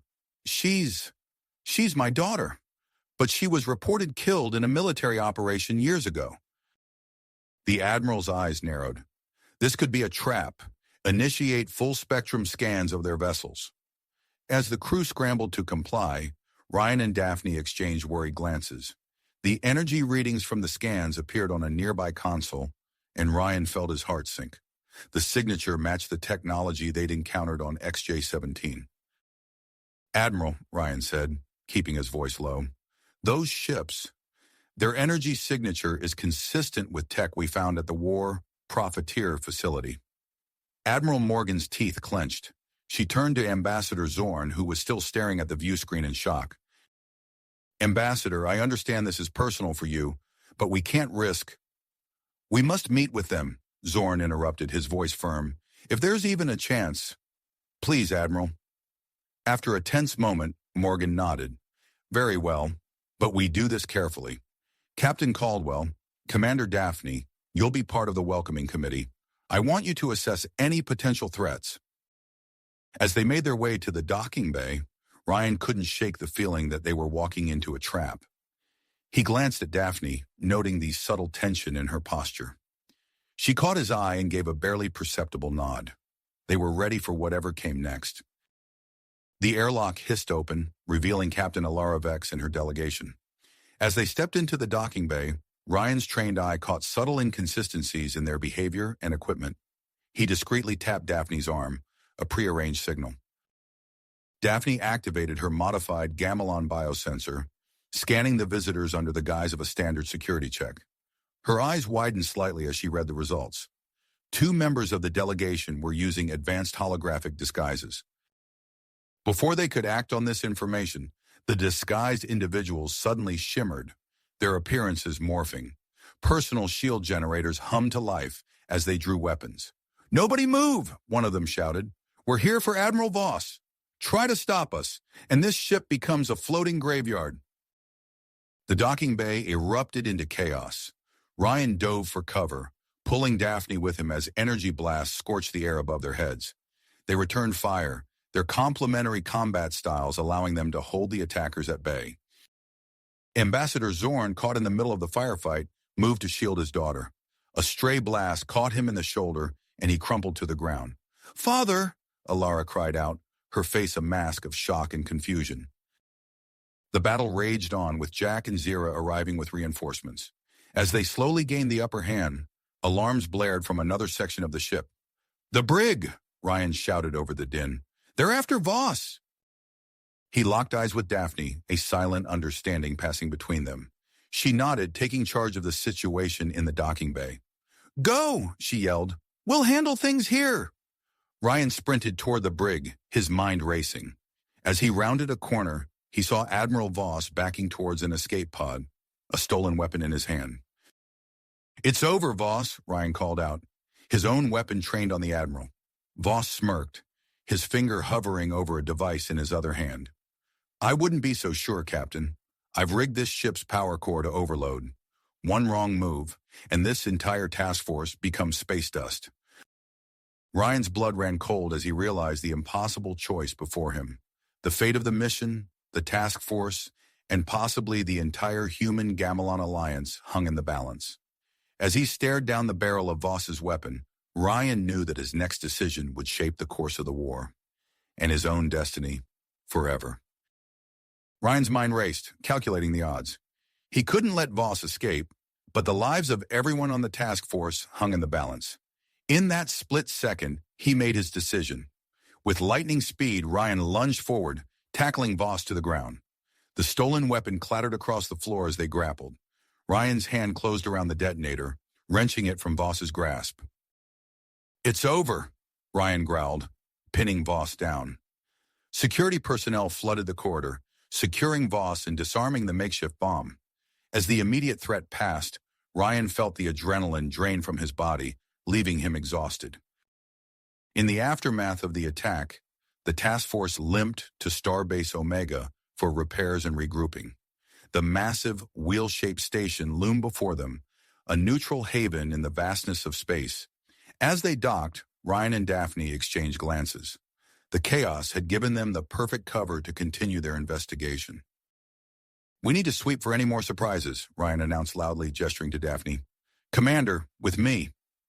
They made their way through the bustling corridors of the starbase, their true purpose hidden behind a facade of routine security checks. In a quiet alcove, Ryan activated a small device, scanning for encrypted transmissions. "There," he whispered, showing Daphne the display, a pattern, originating from within Omega itself. Daphne's eyes widened. "We need to trace it, but we can't do this alone." They discreetly contacted Jack and Zira, bringing them up to speed. The four of them gathered in a maintenance access way, away from prying eyes. "We'll need to modify our scanners," Daphne explained, her fingers flying over a datapad. "Combine human and Gamelon tech to cut through the interference." Jack nodded, already pulling out tools. "I can rig up something that'll pass as standard equipment. No one will look twice." As they worked, Ryan couldn't help but notice the way Daphne's brow furrowed in concentration, the subtle grace of her movements. He pushed the thoughts aside, focusing on the task at hand. With their improvised gear ready, they began a systematic sweep of the starbase. They moved through crowded promenades and quiet back corridors, their scanners disguised as maintenance equipment. "The signal's getting stronger," Zira murmured as they approached a restricted area. "But there's increasing interference." Ryan stepped forward, using his military clearance to access the secured zone. "Diplomatic quarter," he read from the sign. "Makes sense, perfect cover for clandestine meetings." As they entered, the sleek corridors gave way to a maze-like layout. Ryan frowned, consulting the station schematics on his datapad. "This doesn't match the official plans," he said. "We're in uncharted territory." Daphne nodded grimly. "We need to split up. Cover more ground." Ryan paired off with Daphne, while Jack and Zira took another route. As they delved deeper into the hidden section, the air grew thick with tension. Suddenly, Daphne grabbed Ryan's arm, pointing to a nondescript door. "There! The signal's strongest here." They entered cautiously, finding themselves in a room filled with blinking consoles and holographic displays. At the center stood a sophisticated communications array, a fusion of human and Gamelon technology. "Jackpot," Ryan breathed, moving to access the main terminal. Daphne joined him, her fingers flying over the alien interface. "I'm initiating a data transfer. With luck, this will give us the identities of the moles." As the download began, a piercing alarm shattered the silence. Red lights flashed, and the sound of heavy bulkheads slamming into place echoed through the corridors. "Trap!" Ryan shouted, drawing his weapon. They raced for the exit, only to find it sealed. Their communicators buzzed with static, cut off from the outside world. "Maintenance shaft," Daphne called, prying open a hidden panel. They squeezed into the narrow passage just as the room filled with armed security drones. The mechanical whir of servos and the hum of charged weapons pursued them through the cramped space. Ryan and Daphne emerged into a dimly lit service tunnel, their breath coming in ragged gasps. The drones were close behind, their red targeting lasers sweeping the darkness. "This way," Ryan hissed, pulling Daphne into a side passage. They sprinted through a labyrinth of corridors, narrowly avoiding detection. Ryan's combat training and Daphne's technical knowledge allowed them to stay one step ahead of their pursuers. After what felt like hours of cat and mouse, they found themselves in a vast circular chamber. Holographic displays filled the air, showing real-time data on conflicts across known space. "It's a command center," Daphne realized, her eyes wide, "for the entire war profiteer operation." Ryan moved to access a nearby console, but his hand slipped, activating a data purge sequence. Alarms blared as information began to vanish from the displays. "No," Daphne cried, rushing to a central interface. "I can stop it, but I need time." Ryan nodded, dragging equipment to barricade the entrances. "I'll buy you as much as I can." As Daphne worked furiously to salvage the data, Ryan held off wave after wave of security drones. The air crackled with energy blasts and the smell of ozone. Just as their situation seemed hopeless, Jack and Zira burst into the chamber. "We found a ship!" Jack shouted over the din. "Hidden docking bay, 2 levels down." Ryan looked to Daphne, who nodded, clutching a data crystal. "Got what we could. Let's move." They fought their way to the concealed bay, where a sleek, unmarked vessel waited. As they boarded, Ryan realized the gravity of their actions. They were about to become fugitives from both human and Gamelon authorities.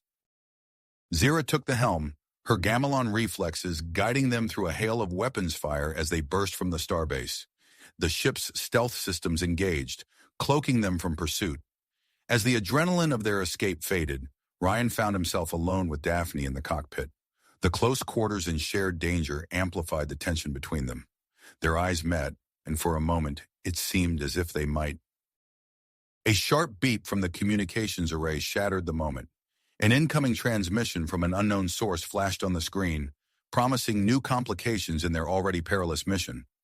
Ryan's hand hovered over the accept button, his mind racing with the possible implications. Whatever came next, he knew their journey was just the beginning.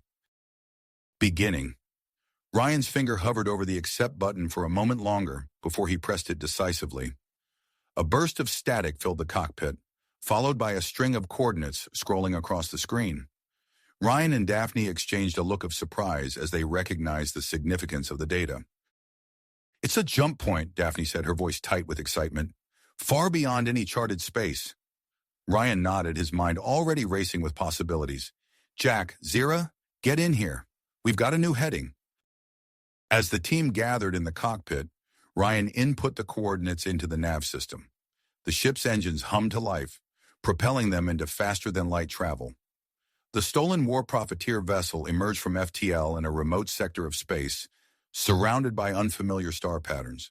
The team immediately set to work, analyzing the recovered data from Starbase Omega. "I found something I want to run," Zira announced, her fingers flying over the holographic display. "Coordinates for a secret rendezvous point. High-level operatives of the War Profiteer Network are scheduled to meet there in 48 hours. The revelation sparked an intense debate among the team. Jack argued for caution, citing the risks of walking into a potential trap. Daphne countered that the intelligence they could gather might be crucial to exposing the full extent of the conspiracy.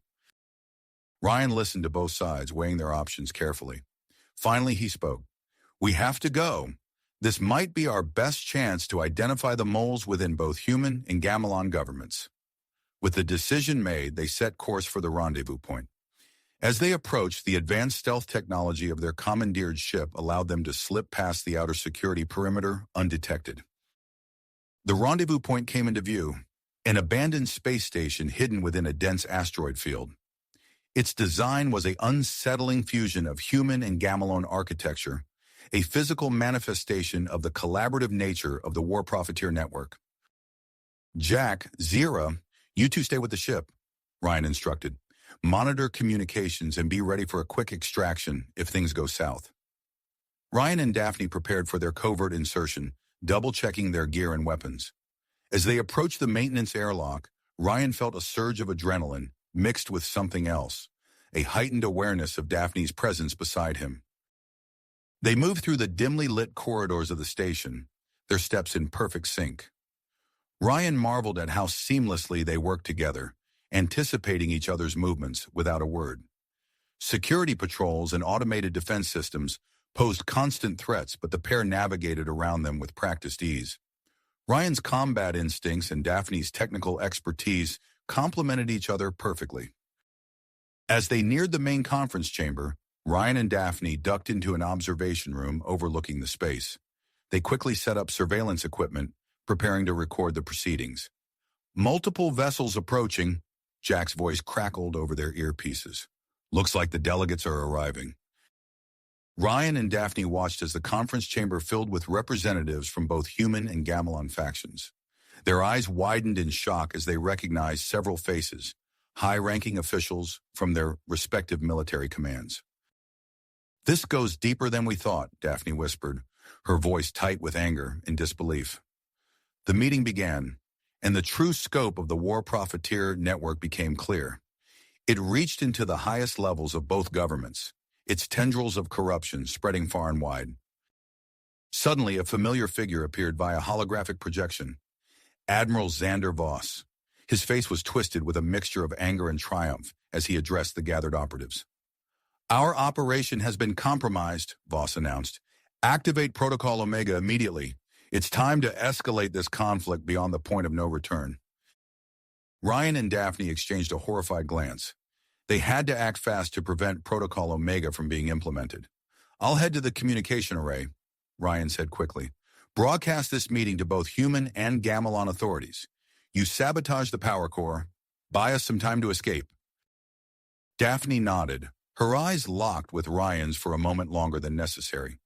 Then they were moving, racing against time to stop the war profiteers' plan. Ryan encountered heavy resistance as he fought his way to the communication center. He engaged in hand-to-hand combat with multiple security personnel, his military training kicking in as he dispatched opponent after opponent. Despite sustaining several injuries, Ryan managed to reach the central console. His fingers flew over the controls, uploading the incriminating data and initiating the broadcast. Meanwhile, Daphne made her way to the station's power core. Her expertise in Gamelon technology allowed her to quickly identify the critical systems. With a series of precise adjustments, she triggered an overload sequence. Alarms blared throughout the facility as systems began to fail. Panic spread among the war profiteer operatives who rushed to evacuate the station. Ryan and Daphne fought their way back to their extraction point, assisting each other through the deteriorating corridors. The station's artificial gravity fluctuated wildly, adding to the chaos. As they neared the airlock where Jack and Zero waited with the ship, a group of elite war profiteer guards intercepted them. A fierce firefight erupted, with Ryan and Daphne using every trick and tactic at their disposal to survive. The station began to break apart around them, sections of the structure tearing away into the void of space. Just when it seemed their escape might be cut off, Jack's voice came over their comms. "Hold on to something," he shouted. The stolen war profiteer ship smashed through the compromised section of the station, Jack and Zira executing a daring maneuver to extract their teammates. Ryan and Daphne leapt aboard, the airlock barely sealing behind them as Jack piloted the ship away from the disintegrating station. A massive explosion propelled them deeper into the asteroid field, debris pinging off their hull as they fled. As the immediate danger passed, the team gathered in the ship's cockpit, their faces a mixture of exhaustion and exhilaration. "We did it," Zira said, her voice filled with awe. "The evidence is out there now. Both sides will have to acknowledge the conspiracy." Ryan nodded, wincing slightly as the adrenaline wore off, and he became aware of his injuries. "We're not out of the woods yet. We need to find somewhere safe to lay low while we plan our next move." As they set course for a neutral system, Ryan and Daphne found themselves alone in the ship's medical bay, tending to each other's wounds. The intimate setting and shared experience of survival brought their unspoken feelings to the surface. Their eyes met, and for a moment, the universe seemed to shrink down to just the two of them. They leaned in, drawn together by an irresistible force.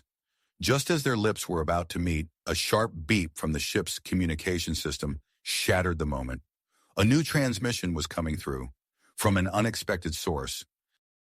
"It's Ambassador Zorn," Jack's voice came over the intercom, sounding puzzled. "He's requesting a secret meeting to discuss the future of human-Gamelon relations in light of the exposed conspiracy." Ryan and Daphne pulled apart, the weight of their responsibilities settling back onto their shoulders. They shared a look that spoke volumes. Whatever was developing between them would have to wait. The fate of two civilizations hung in the balance.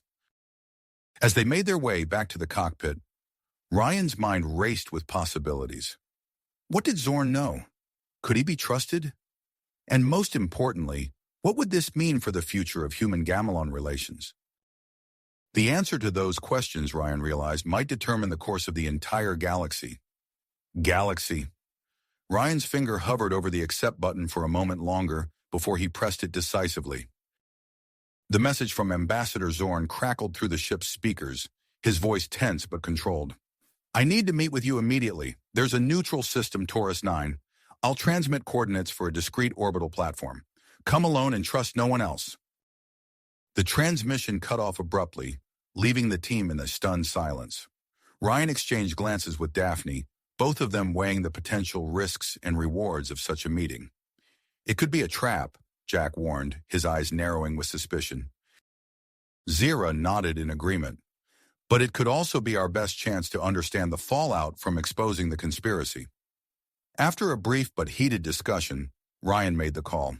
"We go, but we stay alert and ready for anything." The journey to Taurus 9 was tense, with each team member lost in their own thoughts about what lay ahead. As they approached the orbital platform, Ryan maneuvered their stolen ship with practiced precision, docking at an inconspicuous berth far from the main traffic lanes. "Jack, Zira, stay with the ship," Ryan instructed. "Keep the engines hot and be ready for a quick exit if things go sideways." Ryan and Daphne made their way through the station's winding corridors, their steps echoing in the empty passageways. They arrived at the designated conference room, finding it occupied by Ambassador Zorn and a small contingent of security personnel. Zorn's face was drawn with fatigue, but his eyes were sharp as he greeted them. "Thank you for coming. The situation has become complex." He gestured for them to sit, then activated a privacy field around the room. "The exposure of the war profiteer network has thrown both our governments into chaos.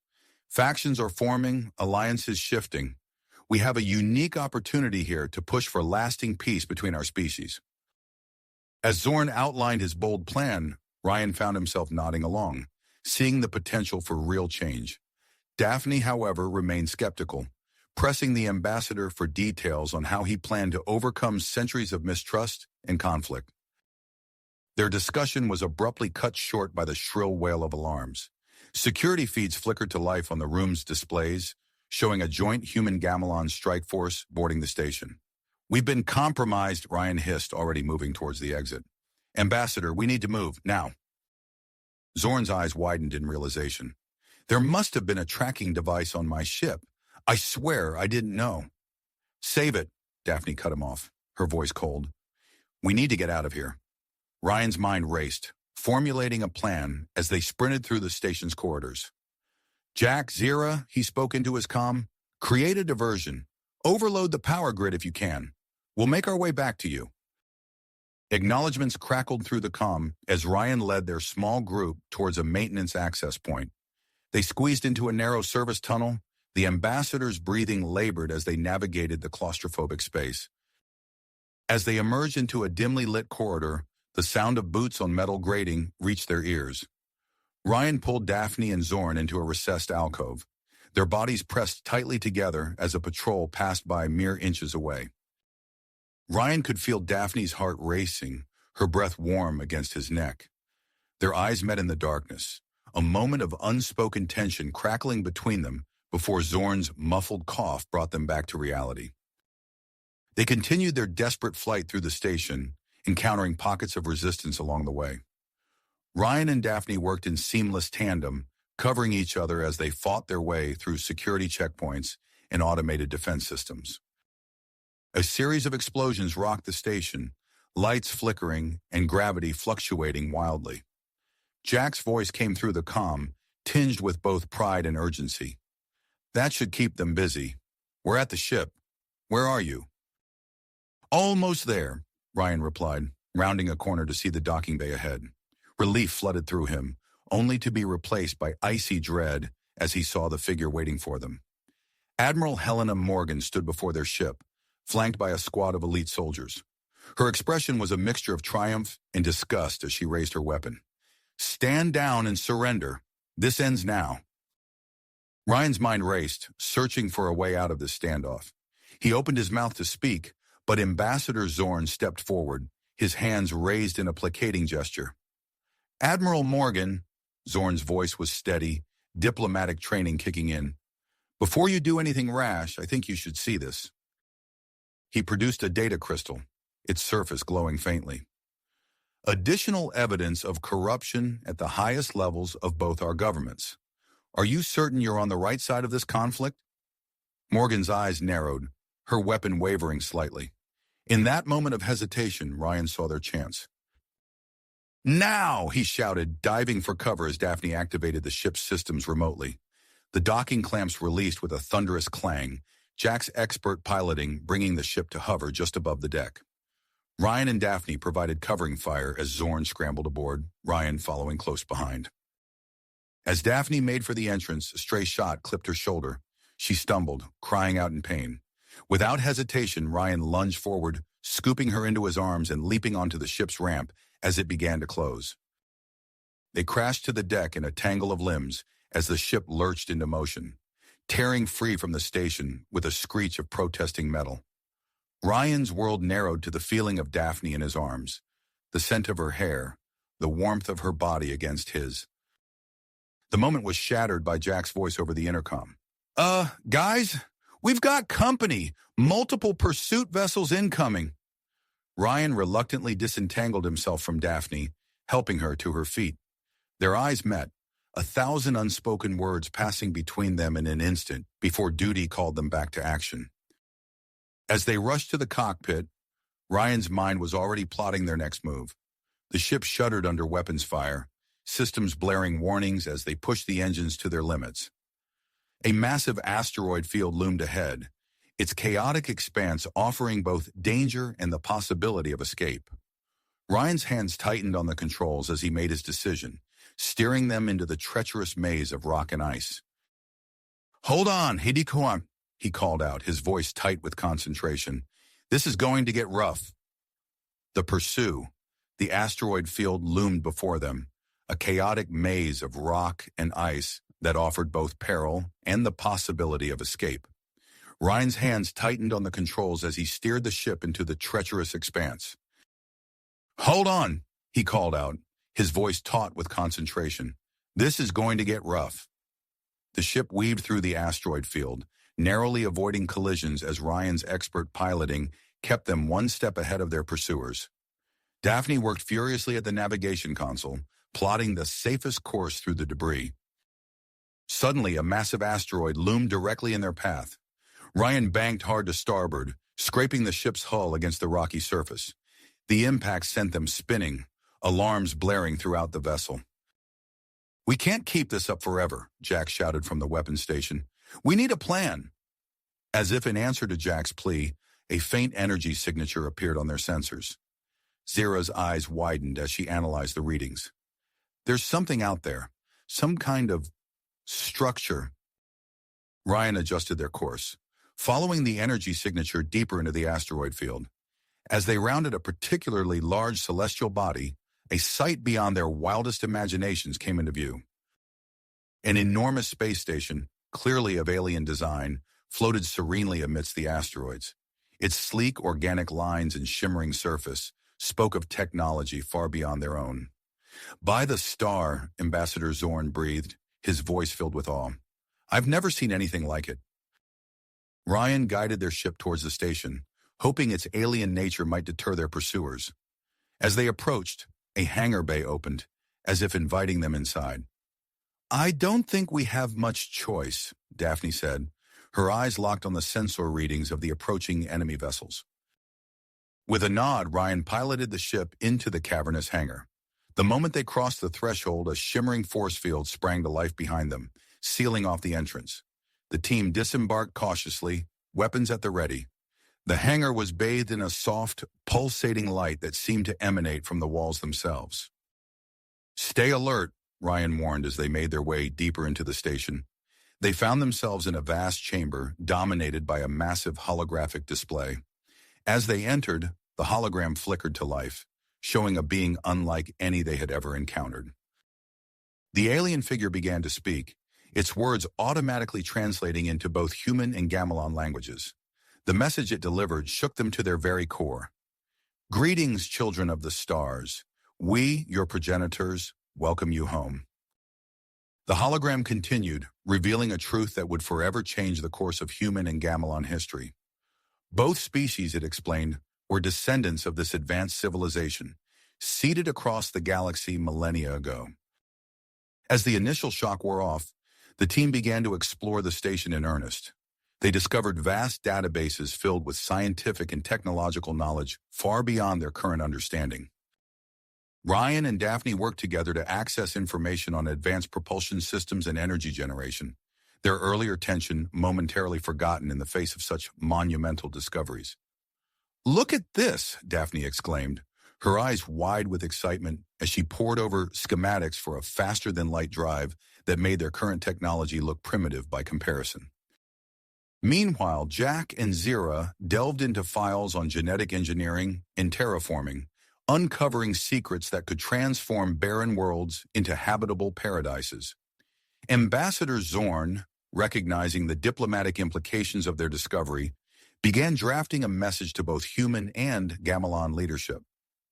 "This could be the key to ending the war," he murmured, fingers flying over a holographic interface as he compiled their evidence.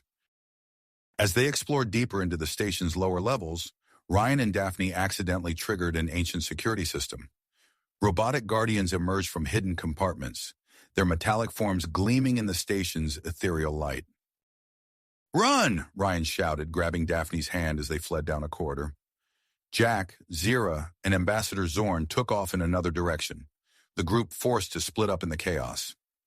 Ryan and Daphne raced through a maze of twisting passageways, the mechanical guardians in hot pursuit. They ducked into a small chamber, the door sealing behind them with a hiss. Catching their breath, they realized they were in what appeared to be the personal quarters of one of the station's original inhabitants. As they searched for another way out, Ryan's hand brushed against a control panel. A three-dimensional map of the galaxy sprang to life before them, pinpointing the locations of other worlds seeded by their common ancestors. The implications were staggering. "Ryan," Daphne said softly, her hand finding his in the dim light of the alien quarters. "If we can get this information out, it could change everything." Before Ryan could respond, the station shuddered violently. The security system, still active, had triggered some sort of ancient propulsion mechanism. The entire structure began to move, breaking orbit from its hiding place among the asteroids. As the station accelerated towards an unknown destination, Ryan and Daphne realized with growing horror that the atmosphere in their sealed chamber was rapidly thinning. They worked frantically to repair an environmental suit they found in a storage locker, large enough to fit them both. As they squeezed into the suit together, Ryan couldn't help but be acutely aware of Daphne's proximity. Her breath tickled his neck, her body pressed against his in the confined space. Despite the dire situation, he felt a surge of electric tension between them. "We need to find the others," Daphne said, her voice slightly breathless. Ryan nodded, trying to focus on the task at hand as they made their way back into the corridor. In the central control room, they reunited with Jack, Zira, and Ambassador Zorn, who had managed to deactivate the security system. However, their relief was short-lived as they detected multiple ships entering the system, both human and Gamelon vessels, no doubt drawn by the energy signature of the activated station. "We need to broadcast our findings before they open fire," Ryan said, his mind racing. It's our only chance to prevent more bloodshed.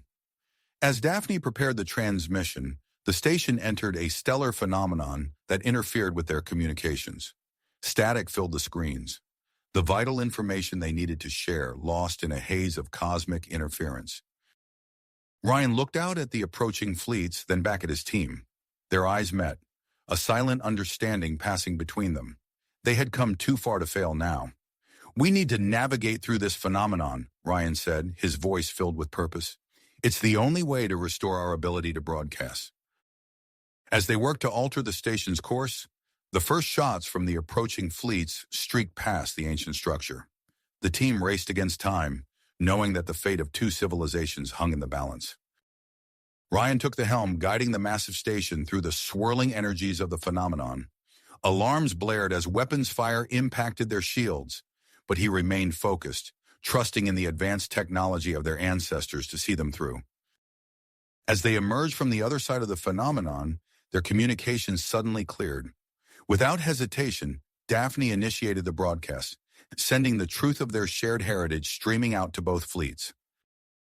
The weapons fire ceased as the message reached the approaching ships. An eerie silence fell over the communications channels as the leaders of both fleets grappled with the implications of what they had just learned.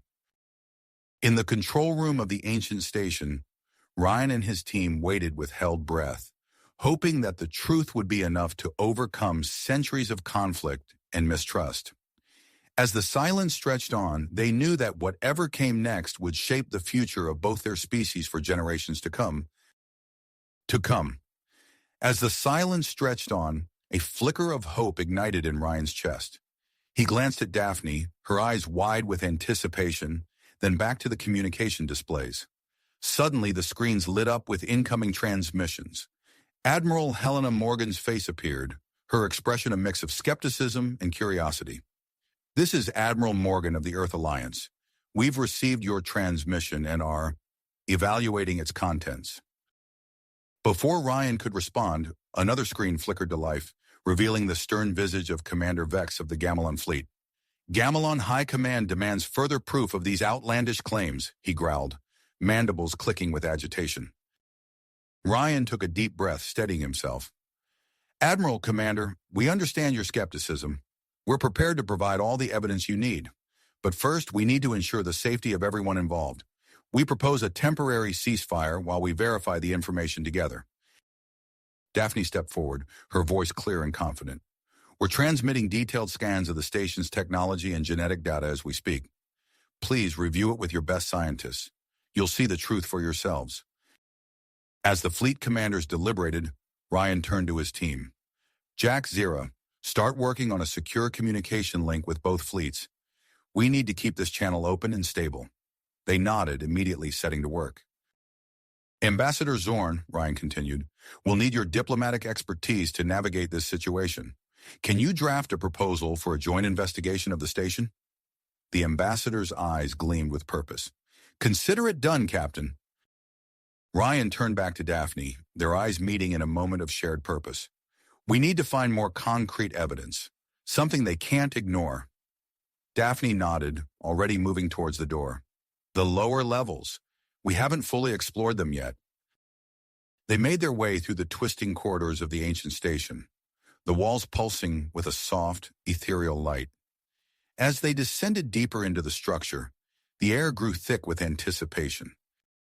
Rounding a corner, they came upon a massive sealed door, its surface etched with intricate patterns. Daphne ran her hand over the symbols, her brow furrowed in concentration. "Ryan, look at this. It's similar to the writing we saw in the control room, but older somehow." Ryan examined the door, noting a faint energy signature emanating from within. "Whatever's in there, it's still active after all this time." Working together, they deciphered the locking mechanism, their fingers brushing against each other as they manipulated the alien controls.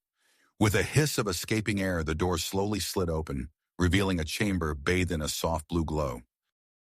The room was filled with sleek, oblong pods, each connected to a central pillar by gossamer thin filaments of light.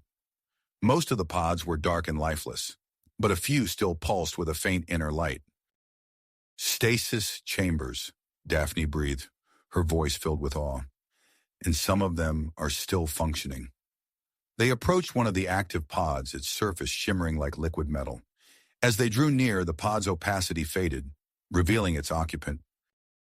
Ryan's breath caught in his throat. Inside the pod lay a being unlike anything he had ever seen. Its form was vaguely humanoid, but with elongated limbs and a cranium that housed what must have been an incredibly advanced brain. The being's skin shimmered with an iridescent quality, patterns of light pulsing beneath its surface. "One of our ancestors," Daphne whispered, her hand pressed against the pod's surface. "Preserved for millennia." Ryan's mind raced with the implications. If we can revive it, Daphne, this could be the proof we need. They carefully examined the pod systems, trying to decipher the alien technology. As they worked, Ryan became acutely aware of Daphne's proximity, the warmth of her body next to his in the cool chamber. He pushed the distracting thoughts aside, focusing on the task at hand. "I think I've got it," Daphne said, her fingers dancing over a holographic interface. "Initiating revival sequence. Now." The pod hummed to life, the light within intensifying. The being's chest began to rise and fall with shallow breaths, its eyelids fluttering. "Life signs are stabilizing," Ryan reported, monitoring a nearby display. "But they're weak. We need to move quickly." As the pod opened with a soft hiss, Ryan and Daphne worked in perfect sync, carefully lifting the ancient being onto a nearby examination table. Their hands brushed as they attached monitoring devices, sending a jolt of electricity through Ryan's body that had nothing to do with the alien technology surrounding them. The being's eyes snapped open, revealing irises that swirled with colors Ryan had never seen before. It tried to speak, but only managed a weak rasp. "Easy," Daphne soothed, her voice gentle. "You're safe. We're here to help." The ancient being's gaze darted between them, recognition and confusion warring in its expression. It raised a trembling hand, pointing to a nearby console. Ryan approached the indicated device, which sprang to life at his touch. A holographic interface materialized, displaying symbols and images that shifted and changed faster than he could follow. "It's trying to communicate," Daphne realized, joining Ryan at the console. "But the language, it's so complex, so alien." They worked feverishly to decipher the message, the minutes ticking by with agonizing slowness. Outside the chamber, they could hear the distant rumble of the approaching fleets, a stark reminder of the precarious peace they were trying to forge. As they struggled with the translation, the station itself seemed to respond to the presence of its awakened creator. Systems long dormant flickered to life, sending surges of energy through the ancient structure. Ryan's communicator crackled to life, Jack's voice tense with urgency. "Captain, we've got a situation up here. The station's power output is spiking. The fleets are getting nervous." "Understood," Ryan replied, his mind racing. "Keep them calm. We're close to a breakthrough down here." He turned to Daphne, their eyes meeting in a moment of shared tenacity. "We need to figure this out, fast. The fate of both our peoples depends on it." As they redoubled their efforts, the ancient being watched them with eyes that held the wisdom of eons, its frail form belying the incredible knowledge locked within its mind. The key to peace, and to unraveling the mysteries of their shared past, lay tantalizingly close, if only they could bridge the gap of time in understanding that separated them from their enigmatic ancestor. As the ancient being's eyes fluttered closed once more, Ryan and Daphne exchanged a look of perseverance. They had come too far to let this opportunity slip away. "We need to stabilize its condition," Daphne said, her fingers flying over the alien console. "If we can keep it alive long enough to communicate, we might finally have the proof we need." Ryan nodded, already moving to assist her. As they worked side by side, the air between them seemed to crackle with unspoken tension. Their hands brushed against each other as they adjusted controls and monitored life signs, each contact sending a jolt of electricity through their bodies. Hours passed as they fought to keep the ancient being alive, their efforts punctuated by brief updates from Jack and Zira about the ongoing negotiations. Finally, as the being's vital signs stabilized, Ryan stepped back, running a hand through his hair. "We should take a break," he said, realizing how exhausted they both were. There's another section of the station we haven't fully explored yet. It might hold more answers." Daphne agreed, and they made their way through the twisting corridors of the ancient structure. As they entered a previously unexplored area, Ryan's hand brushed against a hidden panel. Suddenly, a soft hum filled the air, and a shimmering field of energy enveloped them. "What's happening?" Daphne asked, her voice tinged with alarm. Ryan reached out to touch the energy field, his hand meeting an invisible barrier. "We're trapped," he realized, "some kind of containment field." As they examined their surroundings, they noticed that the air outside their bubble seemed to be moving at an accelerated pace. Shadows flickered past at impossible speeds, and the distant hum of the station's systems rose and fell in rapid succession. "A temporal distortion field," Daphne breathed, her eyes wide with wonder. "We're experiencing time at a much slower rate compared to the rest of the station." They worked tirelessly to deactivate the device, their isolation intensifying with each passing moment. What felt like days to them was mere hours to the outside world.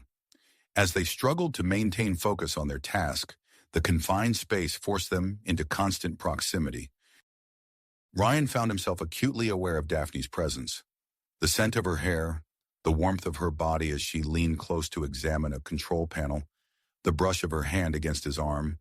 Each sensation sent a wave of desire coursing through him. Daphne, too, felt the growing tension between them.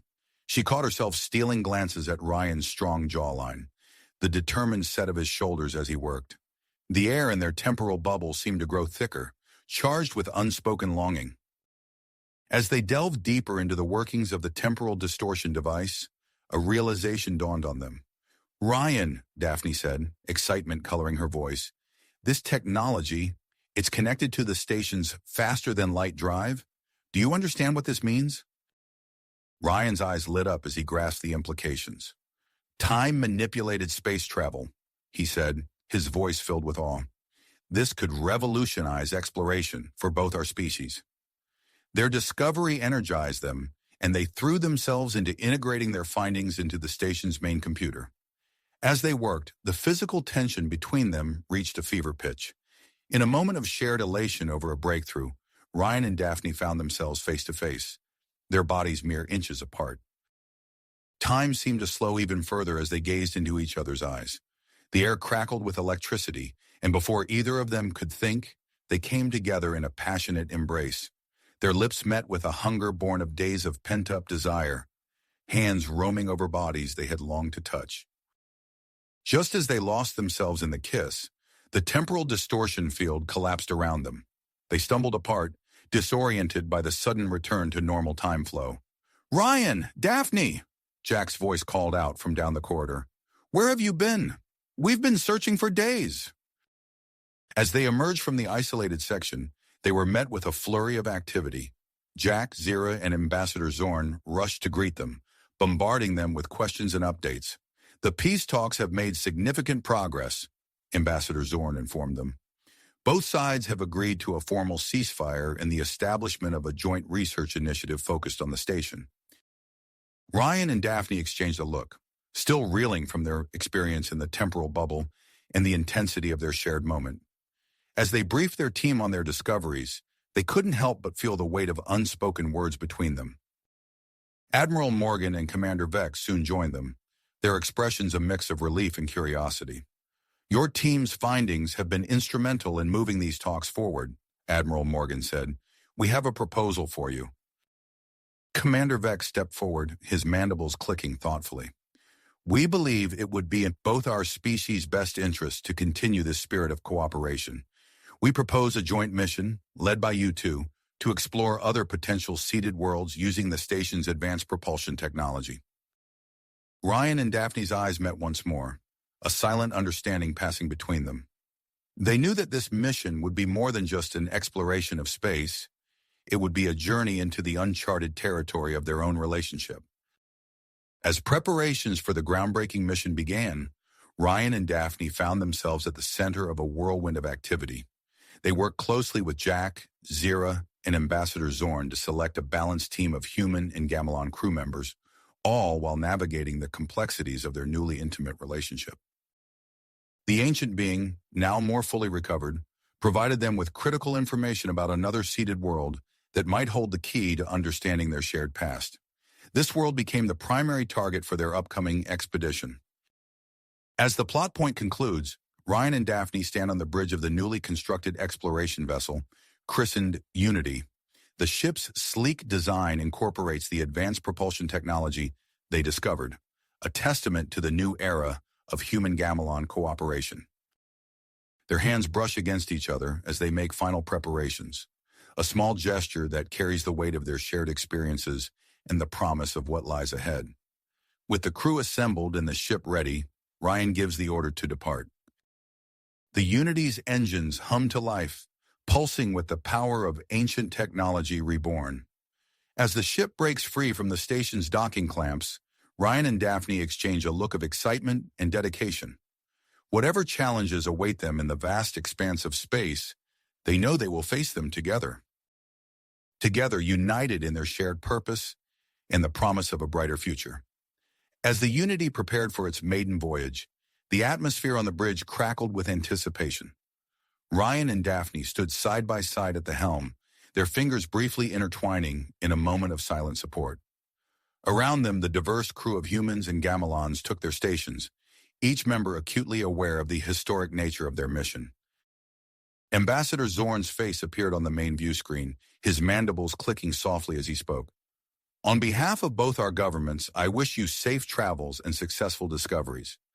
May this journey mark the beginning of a new era of cooperation and understanding between our peoples. Ryan nodded solemnly. Thank you, Ambassador. We won't let you down. With a series of precise commands, the Unity disengaged from the ancient station's docking clamps. The ship's engines hummed to life, the deck plates vibrating subtly beneath their feet as they pulled away from the structure that had brought their civilizations together. Preparing for faster-than-light travel, Daphne announced, her fingers dancing over the console. Engaging temporal distortion drive, now. The stars outside the view screen stretched into brilliant streaks of light as the Unity leapt into FTL. The enhanced drive, incorporating the temporal distortion technology they had discovered, propelled them through space at speeds that would have been impossible just weeks ago. As they approached their destination, the mysterious, seeded world that held the potential key to understanding their shared past, an ear-piercing alarm suddenly blared throughout the ship. Red warning lights flashed across every console. We're dropping out of FTL, Ryan called out, his hands flying over the controls. Brace for impact. The Unity shuddered violently as it returned to normal space. Through the view screen, chaos erupted before their eyes. Two massive fleets of ships, unlike anything they had ever seen, were locked in a furious battle. Energy weapons crisscrossed the void, and explosions bloomed silently in the vacuum of space. Evasive maneuvers, Ryan ordered, his voice steady despite the sudden danger. He guided the Unity through the maelstrom of combat, narrowly avoiding stray weapons fire and debris. Daphne's fingers flew across her console, her brow furrowed in concentration. I'm scanning both fleets, she reported. Ryan, you're not going to believe this. Their technology, it's similar to what we found on the ancient station. Ryan's eyes widened as the implications sank in. Are you saying these could be long-lost cousins of humanity and the Gamelons? Daphne finished. It's possible. In that moment, Ryan made a bold decision. We need to try to communicate with them. Daphne, can you translate and broadcast a message? I'm on it, she replied, already working to decipher the alien language patterns. As Daphne raced to compose their message of peace, the Unity found itself caught in the crossfire. The ship rocked under the impact of multiple hits, alarms blaring as systems struggled to compensate. Jack, Zira, we need damage control, Ryan called out over the ship's intercom. We're on it, Captain. Jack's voice crackled back. In the engine room, he and Zira moved in perfect sync, their earlier animosity forgotten as they worked to keep the Unity intact against overwhelming odds. Ryan's hands gripped the controls tightly as he pushed the ship to its limits, weaving through the chaos of battle. Sweat beaded on his forehead as he executed a series of maneuvers that would have been impossible in any other vessel. Message ready, Daphne announced. Broadcasting now. For a breathless moment, nothing changed. Then suddenly the barrage of weapons fire began to slow. Ships on both sides of the conflict ceased their attacks, confusion evident in their movements. "It's working," Ryan breathed. "They're listening." Seizing the moment, he guided the Unity into position between the two fleets. On the main screen, Daphne displayed visual evidence of their shared ancestry. Data from the ancient station, images of the revived ancestor, and schematics showing the similarities in their technologies. "Incoming transmission," Daphne reported. "Both fleets are requesting to send representatives aboard for talks." Ryan nodded, a mixture of relief and apprehension washing over him. "Grant them permission. Let's see if we can turn this battlefield into a conference room." As they waited for the alien representatives to arrive, Ryan and Daphne shared a look of purpose. Whatever challenges lay ahead, they would face them together, just as they had from the moment they first set foot on that ancient, mysterious station. The Unity, once a ship of exploration, now found itself at the center of a potential diplomatic breakthrough.